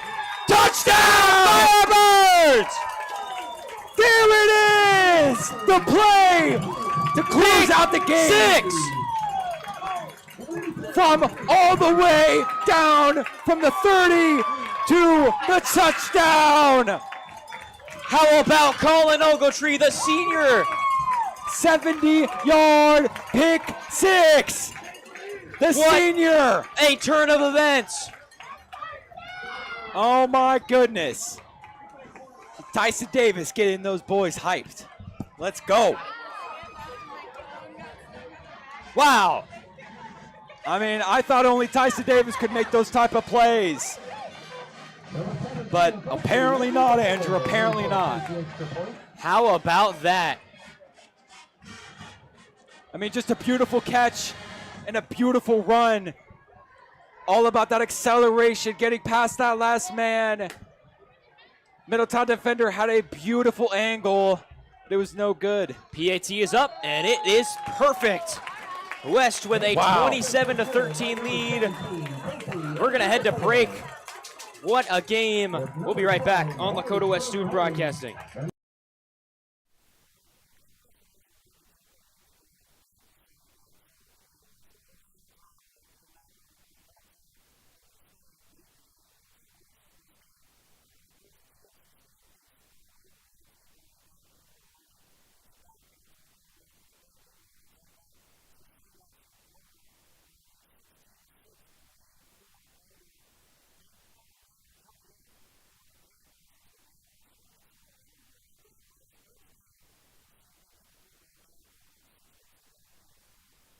A penalty, and it negates everything, and Ramsey just was livid on the sideline.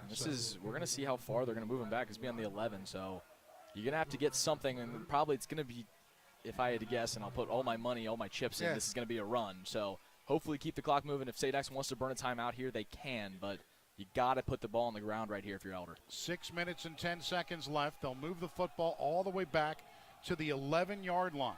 3rd and 21 for the Panthers after they had a first down. Unbelievable. And the penalty was in the back of the play. 2 wide receivers to the right. E-step lines up at about his 5. And now the give is to Becker. Becker gets a good block, and Becker gets across the 20 to the 23-yard line. And it'll be 4th down coming up, but he got a little bit of movement there. And the clock with 5:45 left. I think the Bombers have 2 timeouts left. It doesn't show on the scoreboard. Well, that's going to be one I'm going to have to. Or maybe it does, and I can't see it from here. That 3rd down play is going to be one that I'm going to have to definitely go back into film, watch kind of what the refs called there, and I'll give you an update next week when we see you. But I just can't believe that call in that spot for sure. McClatchy is back at his 44-yard line. E-step at his 9 on this 4th and 8 from the 23. 5:12 and counting. The Panthers leading it 16-6. And now E-step will look to punt this one away. And it's a kick. It's a line drive kick taken by McClatchy at the 42. And he gets across the 45, makes a block 50, and gets out of bounds at the 47-yard line of Elder. So a nice return. So 4:57 left. St. X is still down 10, so they need a touchdown and a field goal. Well, the benefit of if you're St. X right now is you're already in plus field position, and you only need a field goal on this drive to stay alive. So you don't have to score 6, even though that would be obviously preferable for him right now, but not a necessity. You're able to get 3, so give yourself a chance on likely what will be an onside kick. Interesting here, that first down would have been huge, and now St. X has the football 1st and 10 at the Elder Panther 47-yard line to start this drive with 4:57 left. 2 wide receivers to the left, 2 to the right, and Fry back at his 48. Steps to the right, looking, throwing, and it is incomplete. It was intended for Jake Britt, and it was incomplete. And it looks like Fry's just seeing ghosts out there right now. And that Elder pass rush, that has that effect on opposing quarterbacks. We've seen the opposing quarterbacks, especially as you head towards the stretch of games in the 4th quarter, start to rush throws, start to miss throws they should hit. And that's really just, again, because of the edge rushing and the interior pressure that Elder's been able to generate all night long. 2nd down and 10 from the 47-yard line. 4:54 left here in the 4th. Elder with a 16-6 lead. Bombers into Elder territory. 2 wide receivers to the left, 2 to the right. It was 16-0 in this game, but X got a touchdown. Here's the throw. And looking, it's complete to Britt at the 25, to the 20, the 15. And he's down at the 12-yard line. A gain of 35 for Britt. And it's 1st down, and here we go. X is doing what they need to do with 4:45 left. Plenty of time. They need a touchdown and a field goal. So now Panthers really need to make a couple of stops here at the 13-yard line. 4 minutes and 38 seconds. They've got McDonald who caught the touchdown earlier. He's to the left side. They've got 3 wide receivers to the right side. Jackson Fry in the pistol with Vollmer to the right.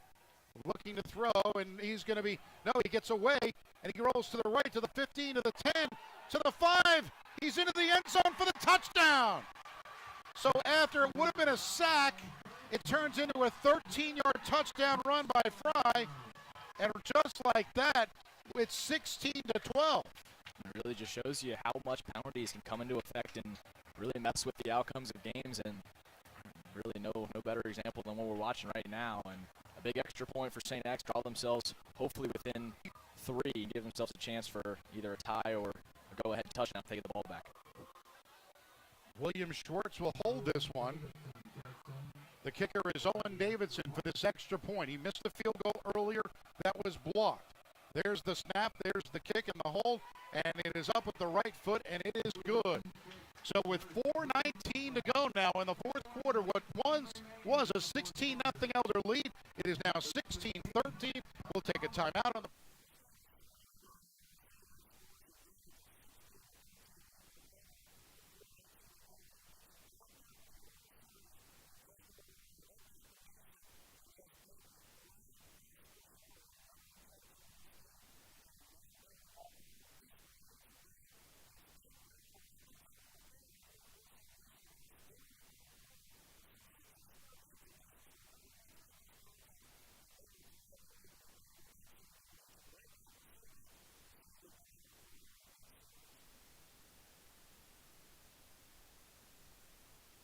Get that face mask, and the Comets have some even more yardage.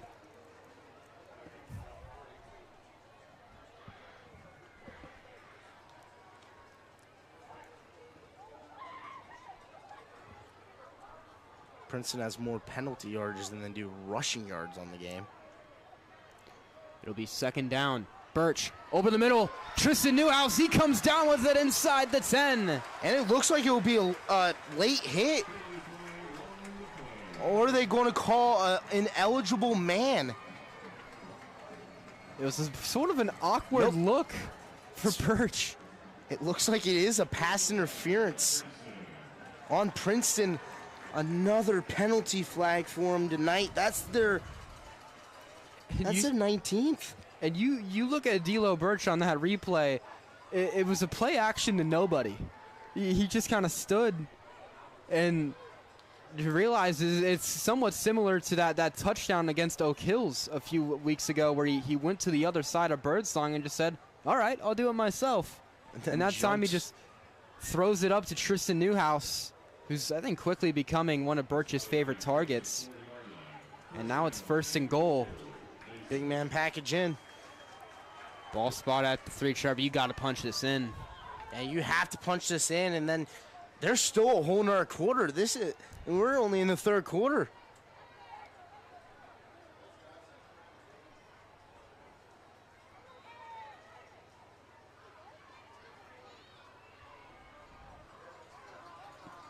Comets with a couple of their big guns in.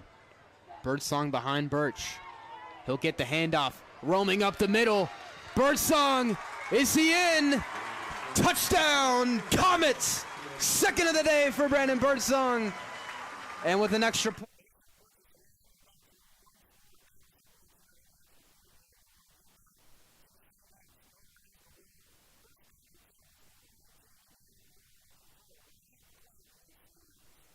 Try to throw it and chance it, then that's a little bit different. E-Step's going to keep this one. Pressure coming. He's going to sneak through the middle. He's going to run down the left and slide down at the 50. Yeah, E-Step rising to the occasion there. I mentioned what were we going to see out of Elder, and E-Step showed us right there. Definitely, when you're dropping back to pass, it always carries with it a certain level of risk, but he was able to run that out to get considerable yardage. We are under 4 minutes here at RDI Stadium.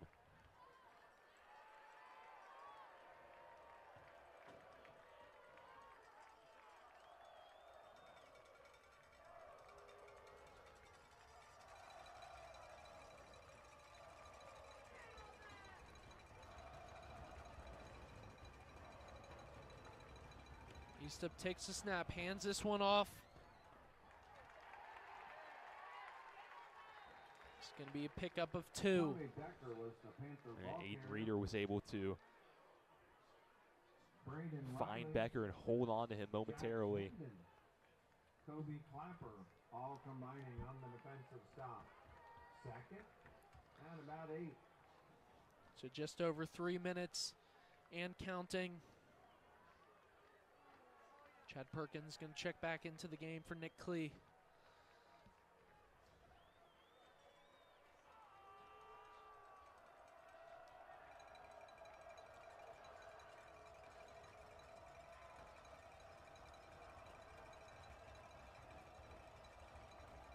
E-Step takes a snap. He's going to take off running. He's going to find a gap and be brought down just short of the 1st down. On the defensive stop, Caden E-Step on the quarterback.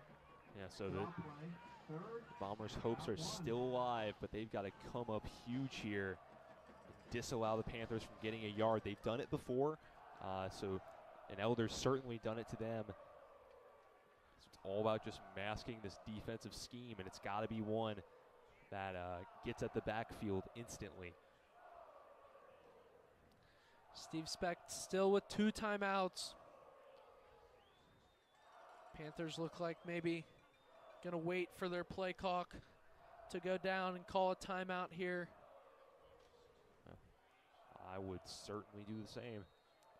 That is what they're going to do. So with 1:54 left, the Elder Panthers are going to call a timeout. So we're going to take a short break here on ESPX. You can change lives by partnering with the Paul.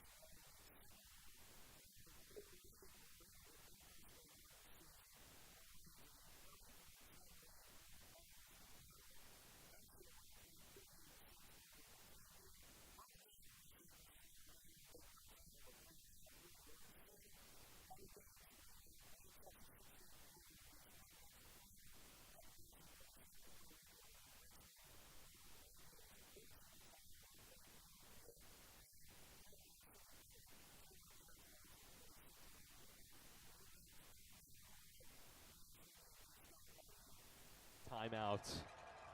It's got to come here. E-Step hands this off to Becker. He's going to find a gap and break away. Now Braden Riley going to be able to bring him down, but he's not going to bring him down until the 2. Yeah, it was a valiant effort from Riley, especially since you saw him trying to hack at Becker's armpit, basically. Trying to get that strip set. It's worked before against Westerville North, but not against this talented Elder Panther running back core. And yeah, their hopes of getting the ball back on offense just drastically went down.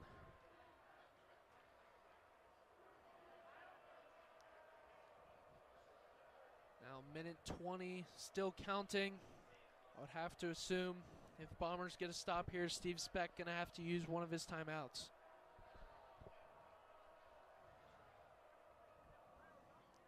It's going to be handed off to Becker again, and he's going to find the end zone. Tommy Becker, 2 yards, and the Panther touchdown.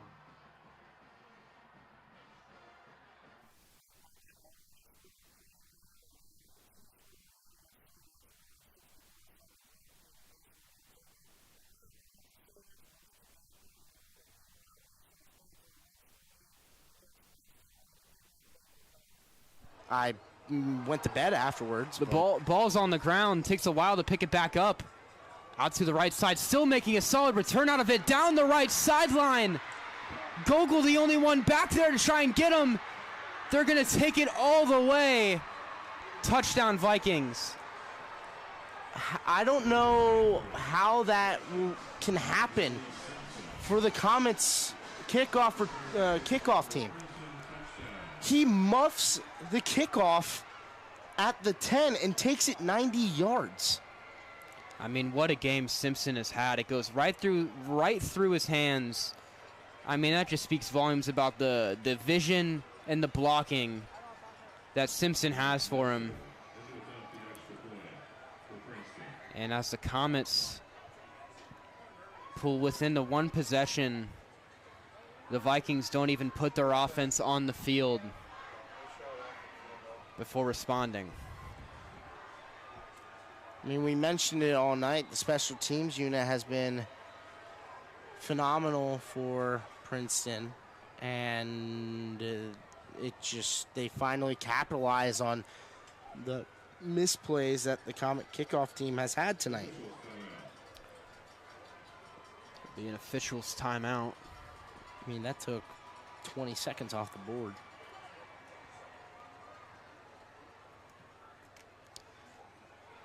On for the extra point.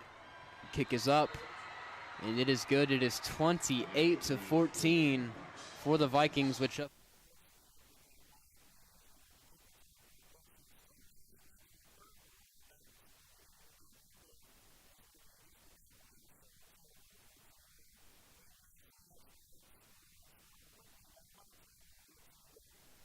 Absolutely. I think that, yeah, this is a good opportunity to just end on a positive rather than subbing more and Morose, but yes, Trinity.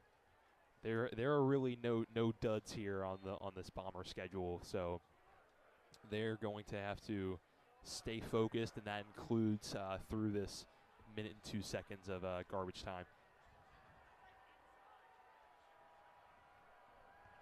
So Fry has Vollmer to his right.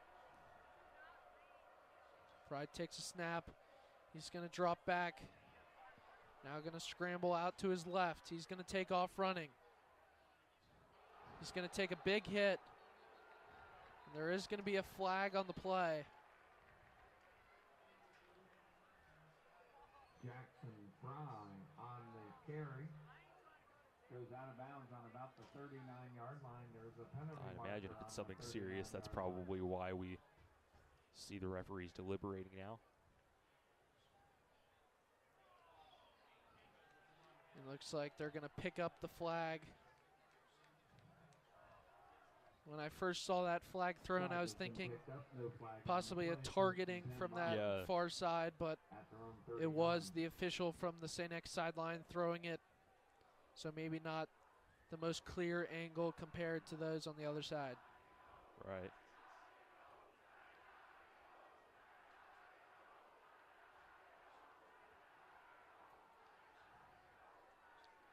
Fry takes a snap, drops back. He's looking down the field for Britt, and that's going to be just out of reach. Pass falls incomplete. 2nd and 10. So 2nd and 10 with 47 seconds left to play.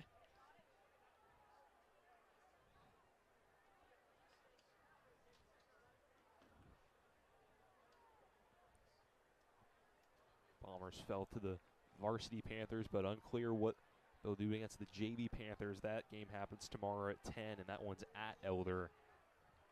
We'll see if the JV team can make up for a disappointing night, but there was a little bit of nice news with the soccer team getting a dominant victory over the Panthers in that sport.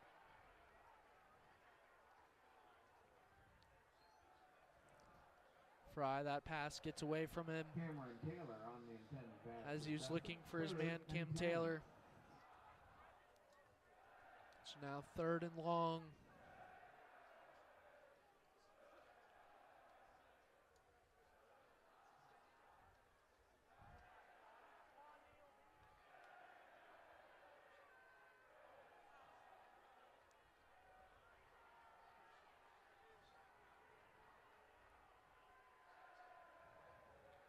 Fry takes snap, he'll drop back. He's going to run through the middle and slide down at the 48. Timeout, St. Xavier. And now Steve Speck going to call one of his last 2 timeouts. So we're going to take a short break here with him on ESPX. Brought to you by Perry Contracting, Inc., in business for 35 plus years and here to serve all of your commercial construction needs, specializing in medical, dental, office, retail, and institutional construction. Customer service is a core value to our team while delivering quality craftsmanship. Proud alumni include Luke Perry, class of 2005, and Joe Wells, class of 2008.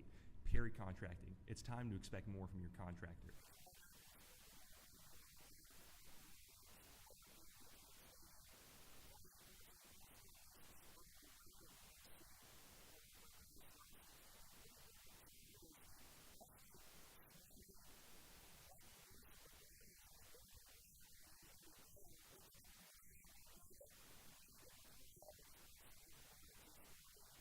I think that's what they're talking about right now.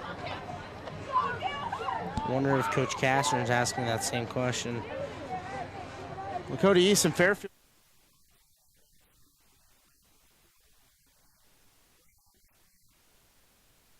This one to Vollmer, he's going to pick up the first down and more. He's still running down the right sideline. He's going to go out of bounds at the 23. Daniel Vollmer driven out of bounds. Talking all about finding the positive. That's what the Bombers are trying to do. Nice play from Vollmer on the 4th and 1. Still fighting to keep this game close.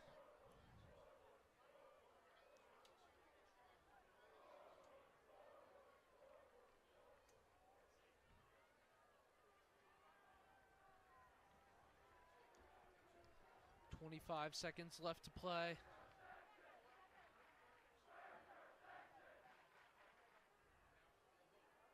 Fry looking around. Now going to give it to Vollmer. Vollmer's going to go down the right sideline, spin, and go down at the 8. Daniel Vollmer on the carry, takes it to the 8-yard line. Fry takes a snap. Now he's going to throw this one into the back of the end zone and caught for Cam Taylor. Cameron Taylor on the That's a nice play from Taylor, able to just jump up and grab it. Fry gave him room to jump. And not really sure what's happening. Maybe saying that Cam caught that one out of bounds. I guess it's not out of the question. Or maybe if Jackson threw this one over the line of scrimmage, which I don't think he was anywhere close to. He was back at like the 11 when he threw it. Yeah, I would not think that they'd get him for that.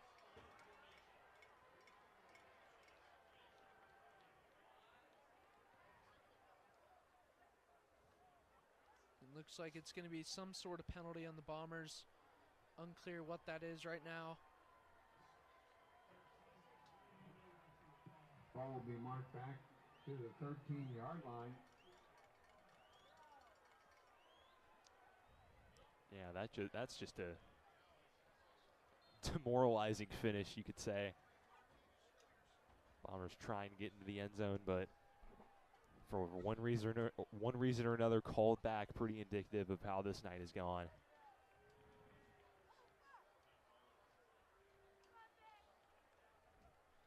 Fry takes snap, throws this one out to Jake Britt. He's going to be stopped short of the end zone, and that will do it for St. Xavier Bombers. Fall to the Elder Panthers, 13-23. Henry.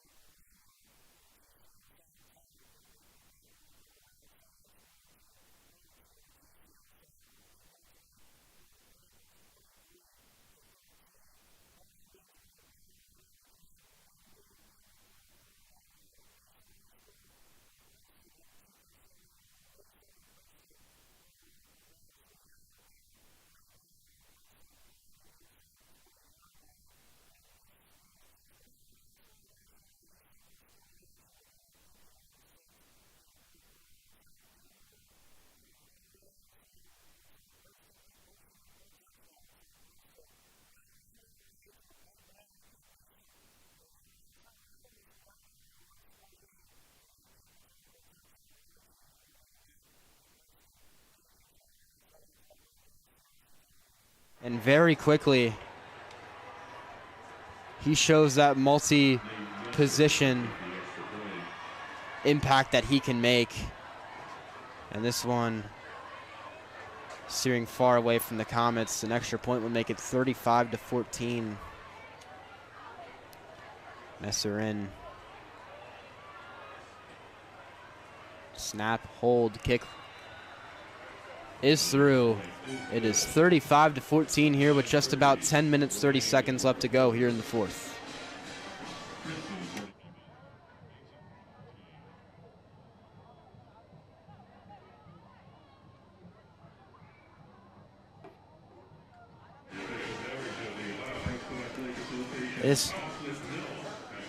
This one starting to get out of hand for the Comets.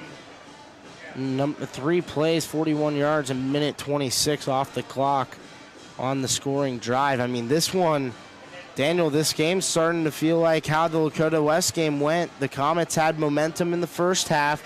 They had a one possession deficit, 14-7. They score, making it even, and then they lose all hope and all control, and then it goes out of hand. Yeah, and then some of those garbage time points will kind of pile up.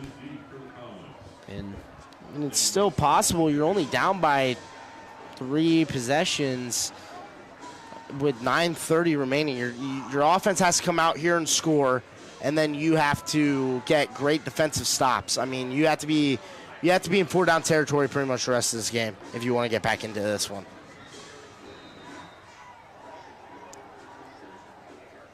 Messer will come out for the kickoff. The Comets looking for anything offensively.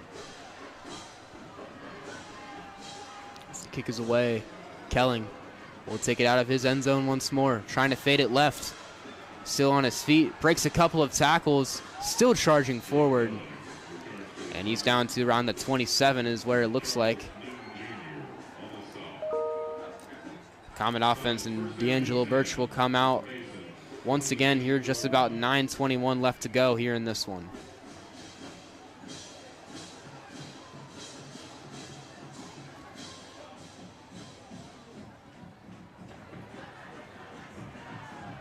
And what do you think the Comets come out here with? A first play pass, or you giving the ball to Birdsong, or keeping it with Birch? We've seen the Comets take some shots tonight. It's been some ones to Chris Hubbard, and there was one last quarter where it bounces right off of his hands, but you wonder if they try and go back to that. Haven't seen a lot of Torian Wiggins here in the second, but Birch alone. He will look to throw, has some time underneath, and it's dropped. And a late hit on Torian Wiggins. Doesn't look like no flag. Yeah, that one a little bit late, but good no call. I feel like a good no call there by the ref. I mean, that is very, actually no, that is very, very late. He took the ball was incomplete, and then he took like 3 or 4 steps and hit Wiggins. Potentially a missed call, but see how it impacts the rest of this game. Birch looking left. He will fire for Chris Hubbard. Incomplete again. I mean, hit him right in the hands. Hello? And you wonder with on the flags that the refs. Hello?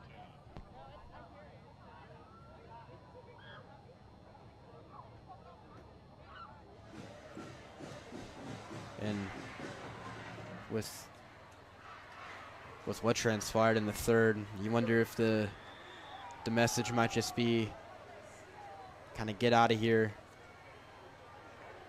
With it being a 21-point game, chances aren't in the Comets' favor of coming back. We'll see 3rd down and 10. Birch looking to throw once more, setting up the screen to Birdsong. He does get it, gets a couple of blockers, now moves out past the 45. He gets the first down near midfield. Trevor, the screen passes as Birdsong helps up a Princeton defender. The screen passes have been one of the bright spots for the Comets this year. Watch that block by number 77, Lennon Aguilar. That sets up the whole play. He pretty much jumps at a Princeton defender,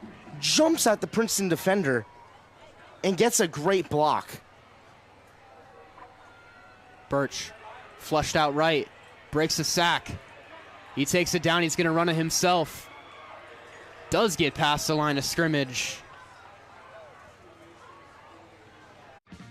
More boxes, more options. Grainger has over 1,700 box types in stock and ready to help you pack, store, and ship everything. And you can count on Grainger to deliver your boxes fast. Count on Grainger. In the Comets offensive line, not really doing well here in this second half, not as well as they've been playing most of the year, giving Birch at least some time in the pocket.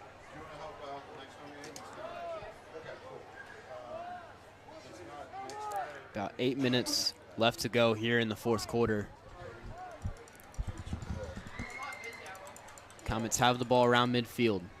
Birch, play action, has time, fires over the middle. It's caught by Birdsong. Birdsong past the 40. There's a first down. The Comet offense starting to move a bit here in the fourth.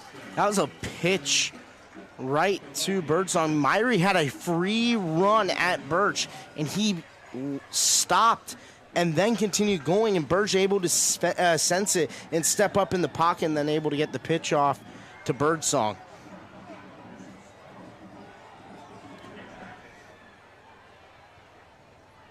It's a first down in Princeton territory.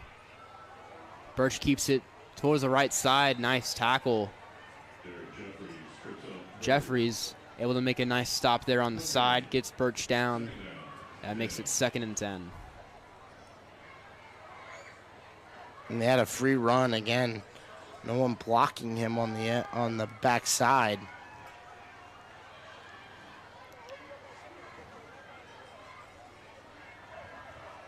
And we'll kind of talk more once the game starts to really get down to an end. But the Comets are going to have a big test next week as well. And they take on Middletown. That pass incomplete.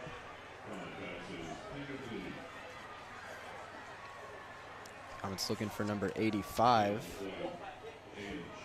Aiden Sheehan, who had a reception versus Oak Hills a couple of weeks ago. And kind of a busted play from Birch.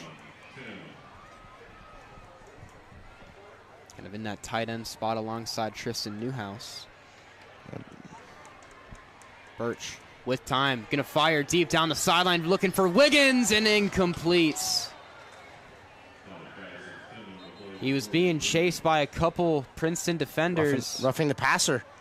Roughing the passer on Princeton. Flag does come out. Oh yeah, that was way late. You see towards that very beginning part of that clip, he was leveled after you threw that ball. Leveled.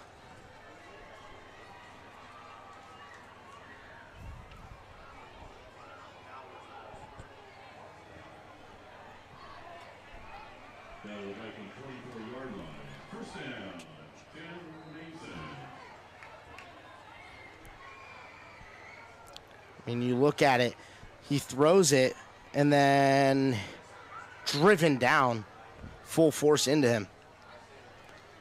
First and 10 for Birch and these Comets. He looks to throw once again. He's going to fire for the end zone.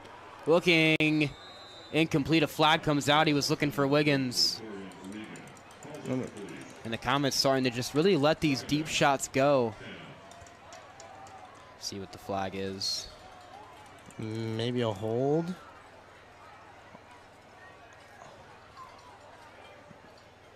No penalty. It's clean defense from the Vikings. It has been a lot cleaner here in this fourth quarter for the Vikings. Hand it off to Birdsong. Reversing up the middle around the 21.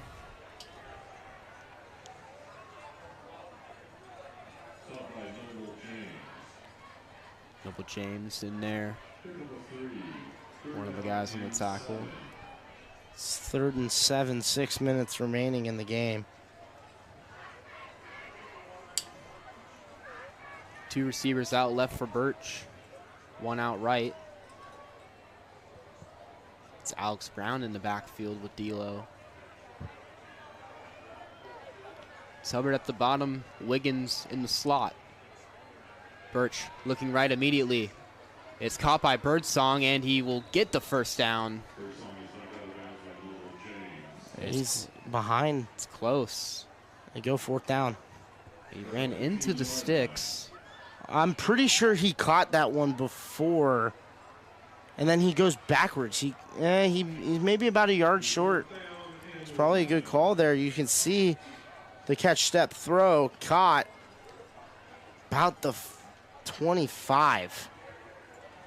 Goes out of bounds. That's where they mark it. Hand it off. Birdsong up the middle. He gets the first down. Yeah, it doesn't matter. He didn't get the first down right there, but he gets it right now on that one.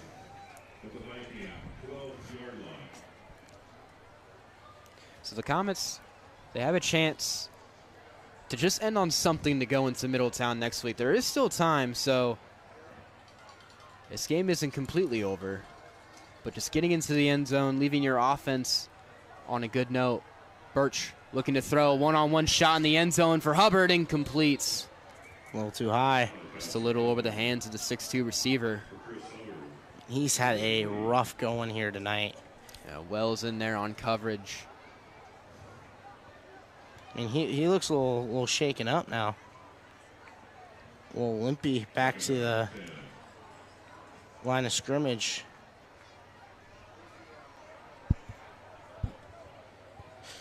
Final for Oak Hills and Sycamore.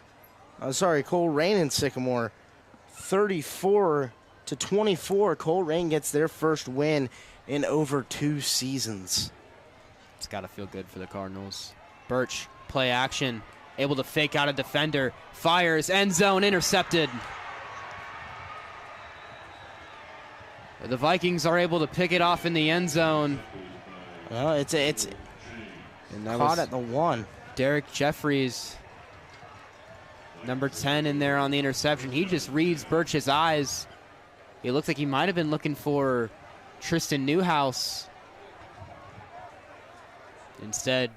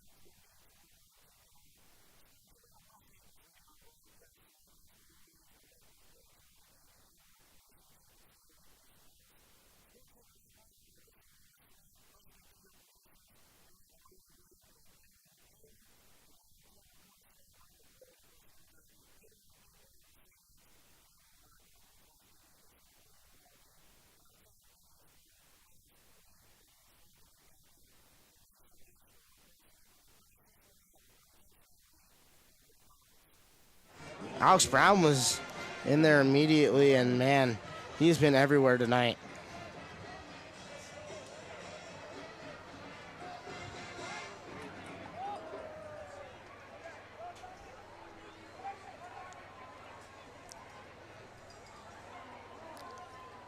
so still 4 minutes, 25 left to go here in the fourth, so the Vikings can keep adding.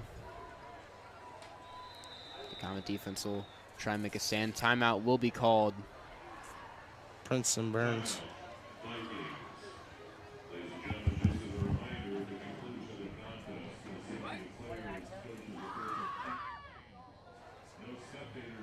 And we're going to send this to a quick break. Stay tuned as we come back out of the timeout here on ICRC. If you're buzzed and doing this,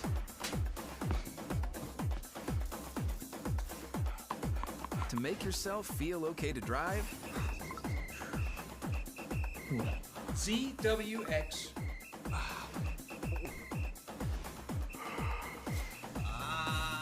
you're not okay to drive. YGKLVW. Regular you. And we welcome you back outside of the timeout. The Vikings have second down and about 11. Still just around 4 minutes left to go here. A receiver on both sides now motions Neal over into the slot. High snap, it gets away from the Vikings once again. He's able to pick it up. Emerson Bikey in pursuit, and he'll just run out of bounds. And ever since 7 is checked in for the Vikings, there's been a couple of snapping issues. Some that we didn't see when Zion Neal was taking the snaps to start out this one.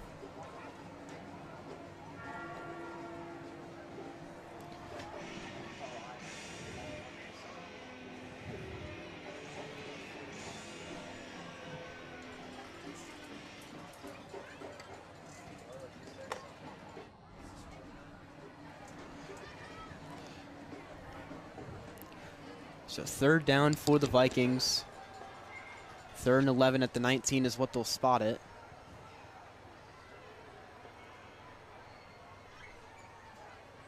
Another bad snap. Miscommunication on the play. He'll just try and take it up the middle. Still pushing forward. We'll get closer to the first down.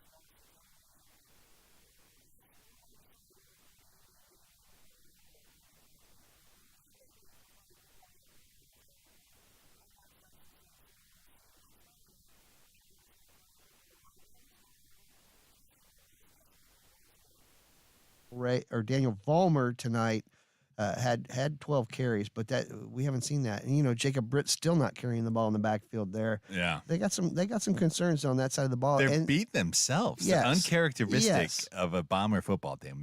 Coach Specht, one of the best coaches there is. Preaches taking care of the football, not making the mistakes, and at least tonight the Bombers didn't display that. Elder prevailing, as you said, they're 6-0, first time. I mean, dude, this is our 20th season of TriStateFootball.com. That's hard to believe that they haven't. They've and never been 6-0 in our history. Yeah, and it's interesting because they've been to a couple state championship games, and they haven't lost a playoff game in the first round, I think, in like 6 of the last 7 years. So, I mean, they've always made it to week 12. You always think that they might go 6-0 at some point in there, but congratulations. And a team that's not beating themselves right now, Dan. You talked about X doing it. The Panthers are not doing that. Yes. And as always, the Elder scores here on the program, they are brought to you by our friends at Kelsey Truck Country on Route 50 and 275 in Lawrenceburg. Greater Cincinnati's fastest growing full service dealer and the Tri-State's #1 Chevy dealer, all because of your family believing in ours. From our family to yours, KelseyChev.com. Shoe elsewhere in the GCL South, the top-ranked team, the Moeller Crusaders. They faced off tonight versus the LaSalle Lancers, the 7th-ranked Lancers, who have been pretty good and impressive on their own early in the season. But tonight it was all Moeller, 42-7. They walloped the Lancers and very much looking like the top-ranked team in the poll with that type of victory, and setting up a clash a week from tonight between Elder and Moeller. And I got to expect that obviously the GCL South title is on the line. The #1 team in our Blitz 5 top 25 rankings could be on the line. Oh, there's no doubt about it. How about this? I have a feeling it's going to be 1 versus 2 next week. But boy, oh boy, what a matchup this is going to be. Again, Moeller now starting to catch their stride a little bit, and they're getting healthy too at the right time. It's pretty amazing to watch this one. So I'm going to take a look at some of these stats because Matt Ponatoski started off a little slow this year, but man, he has started to come on big time. And I don't know what he did tonight. Give me a second here. Yeah, we'll figure that one Yeah. out. You look up some stats. I'll continue along with some other scores. Let's head over to the ECC where our Blitz 5 matchup. Shu, you were on the east side tonight. The Raptors of Anderson hosting Milford. You left. It was 21-0. Didn't get much better for Milford after that. Anderson 63-0. Nothing is slowing this team down. Well, it's not, but I was talking with Chris Newton, the athletic director out there. He says, we're making a lot of stupid mistakes as a team, and they did that tonight too. Penalties that are silly. Last week they had a touchdown celebration in the end zone, but again, they were just so much better than Milford tonight. But this team is fast defensively, and I think that's one of the things we have to look at. If they clean up their mistakes are self-inflicted mistakes. So when they clean that all up, they're going to be pretty good. This is a team that's a legit state champion contender for sure. Yeah, no doubt about it. Looking the part tonight as well, and definitely a team that, I mean, gosh, it's just fun to watch. I mean, they put up a lot of points. They do it quickly, but the defense doesn't get enough talk as they've put up some impressive performances as well. Let's head over to the GMC real quick as we continue to work our way through our Blitz 5 top 25. And Shu, one of the biggest upsets a week ago saw Fairfield shock the world when they took down Lakota West. The Indians jumped their way into our rankings all the way up to 16. Tonight they take on the other Lakota team, the Lakota East football team, and didn't turn out quite as well for the men of Fairfield today. And definitely Coach Roden and his team, I'm sure, took some lumps tonight, but Lakota East wins 34-7. Sort of a surprising shocker here, but Lakota East here suddenly stacking up some impressive victories of their own. Yeah, and there's another team that if they stay away from the turnovers, they're very, very good. Last week, Ryder Hooks, I think he had 9 carries for just 9 yards in that game, and he stepped up again tonight. And look, East has got some talent. The Knutson kid at quarterback, not bad. I mean, his first year as a starter, 6 games into it, I think by the time it's all said and done, East could make a little bit of noise in the playoffs for sure.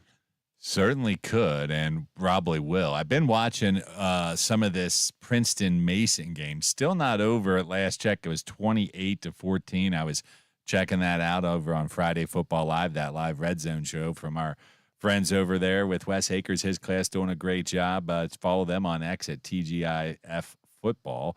And in terms of elsewhere, Princeton's probably going to win tonight. We'll get to that final in a bit, but we do have a couple other finals in the GMC.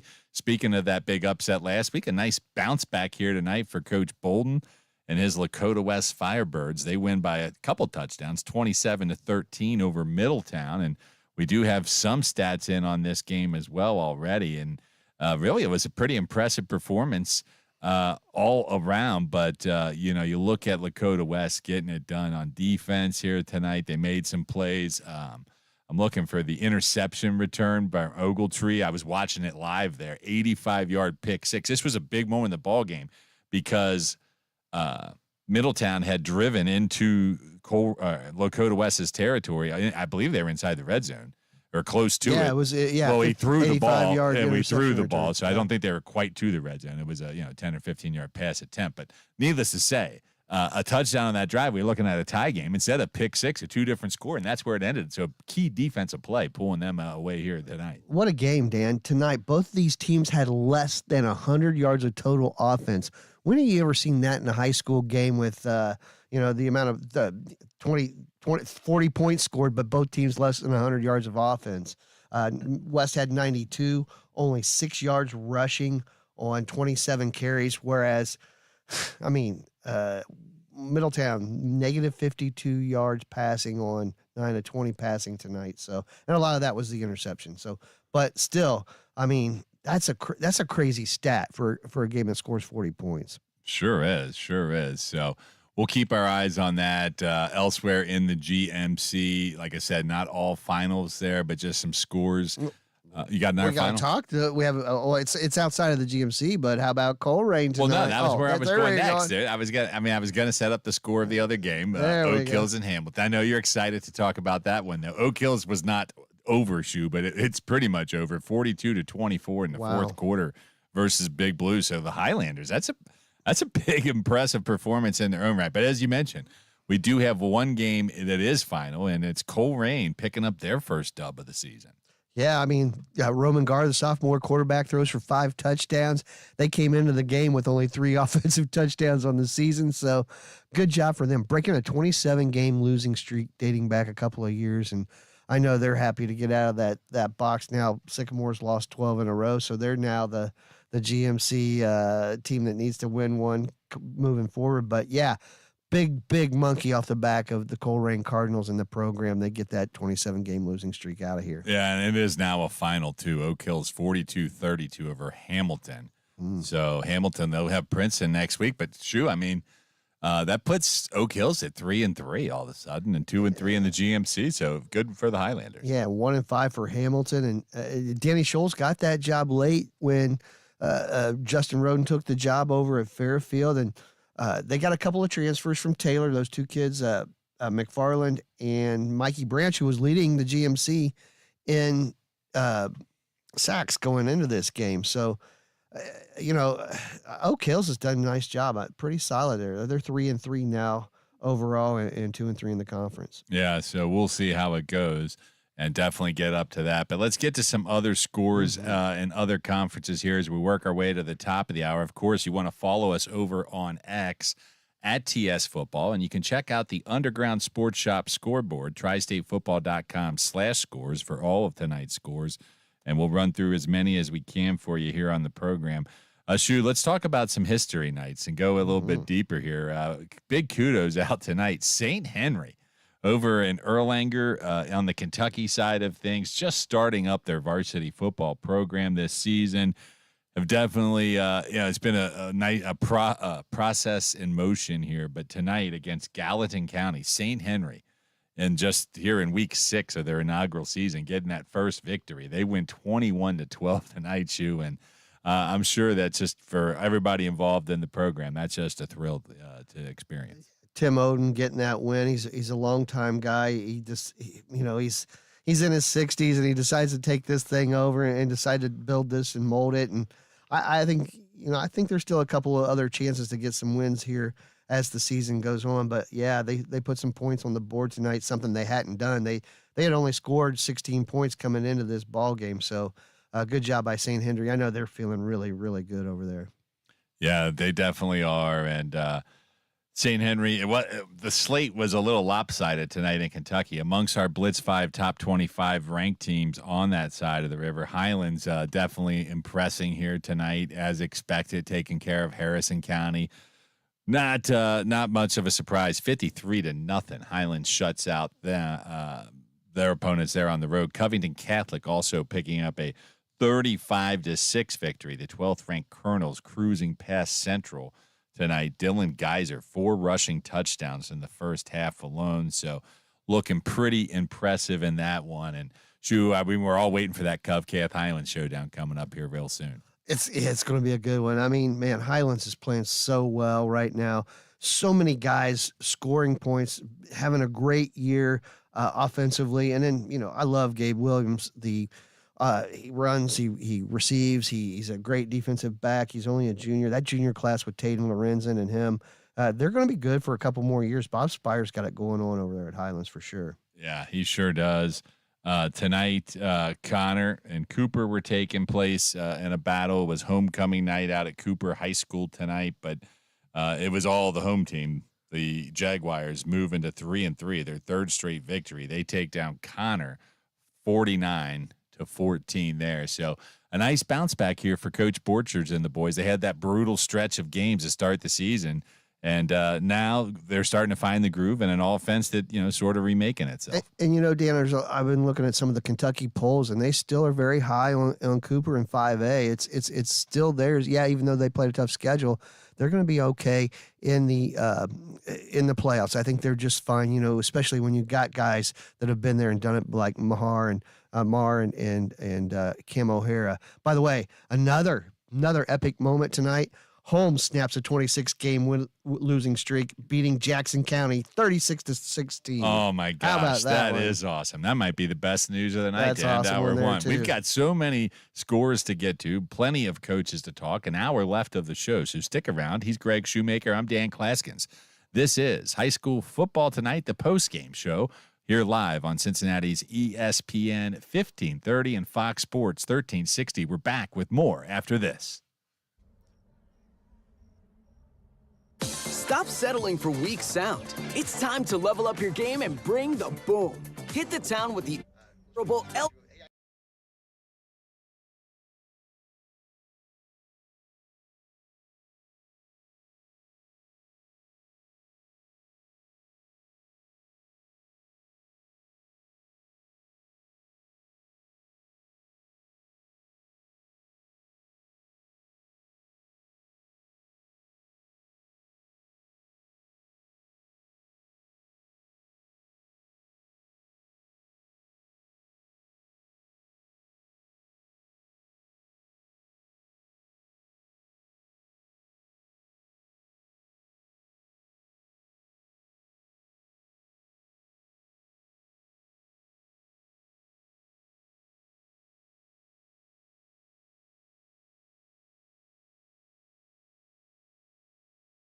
Settling for weak sound. It's time to level up your game and bring the boom.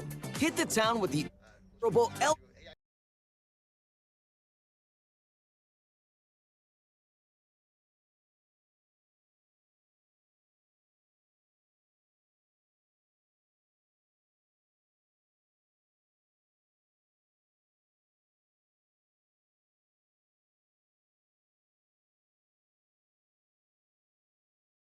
Settling for weak sound. It's time to level up your game and bring the boom. Hit the town with the L.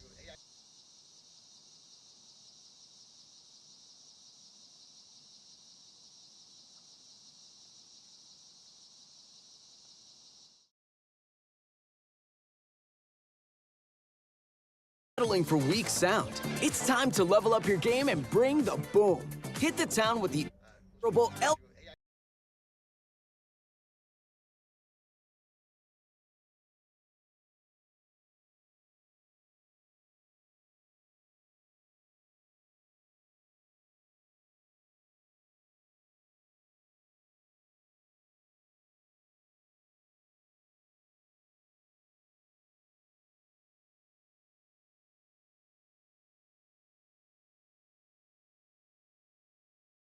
settling for weak sound.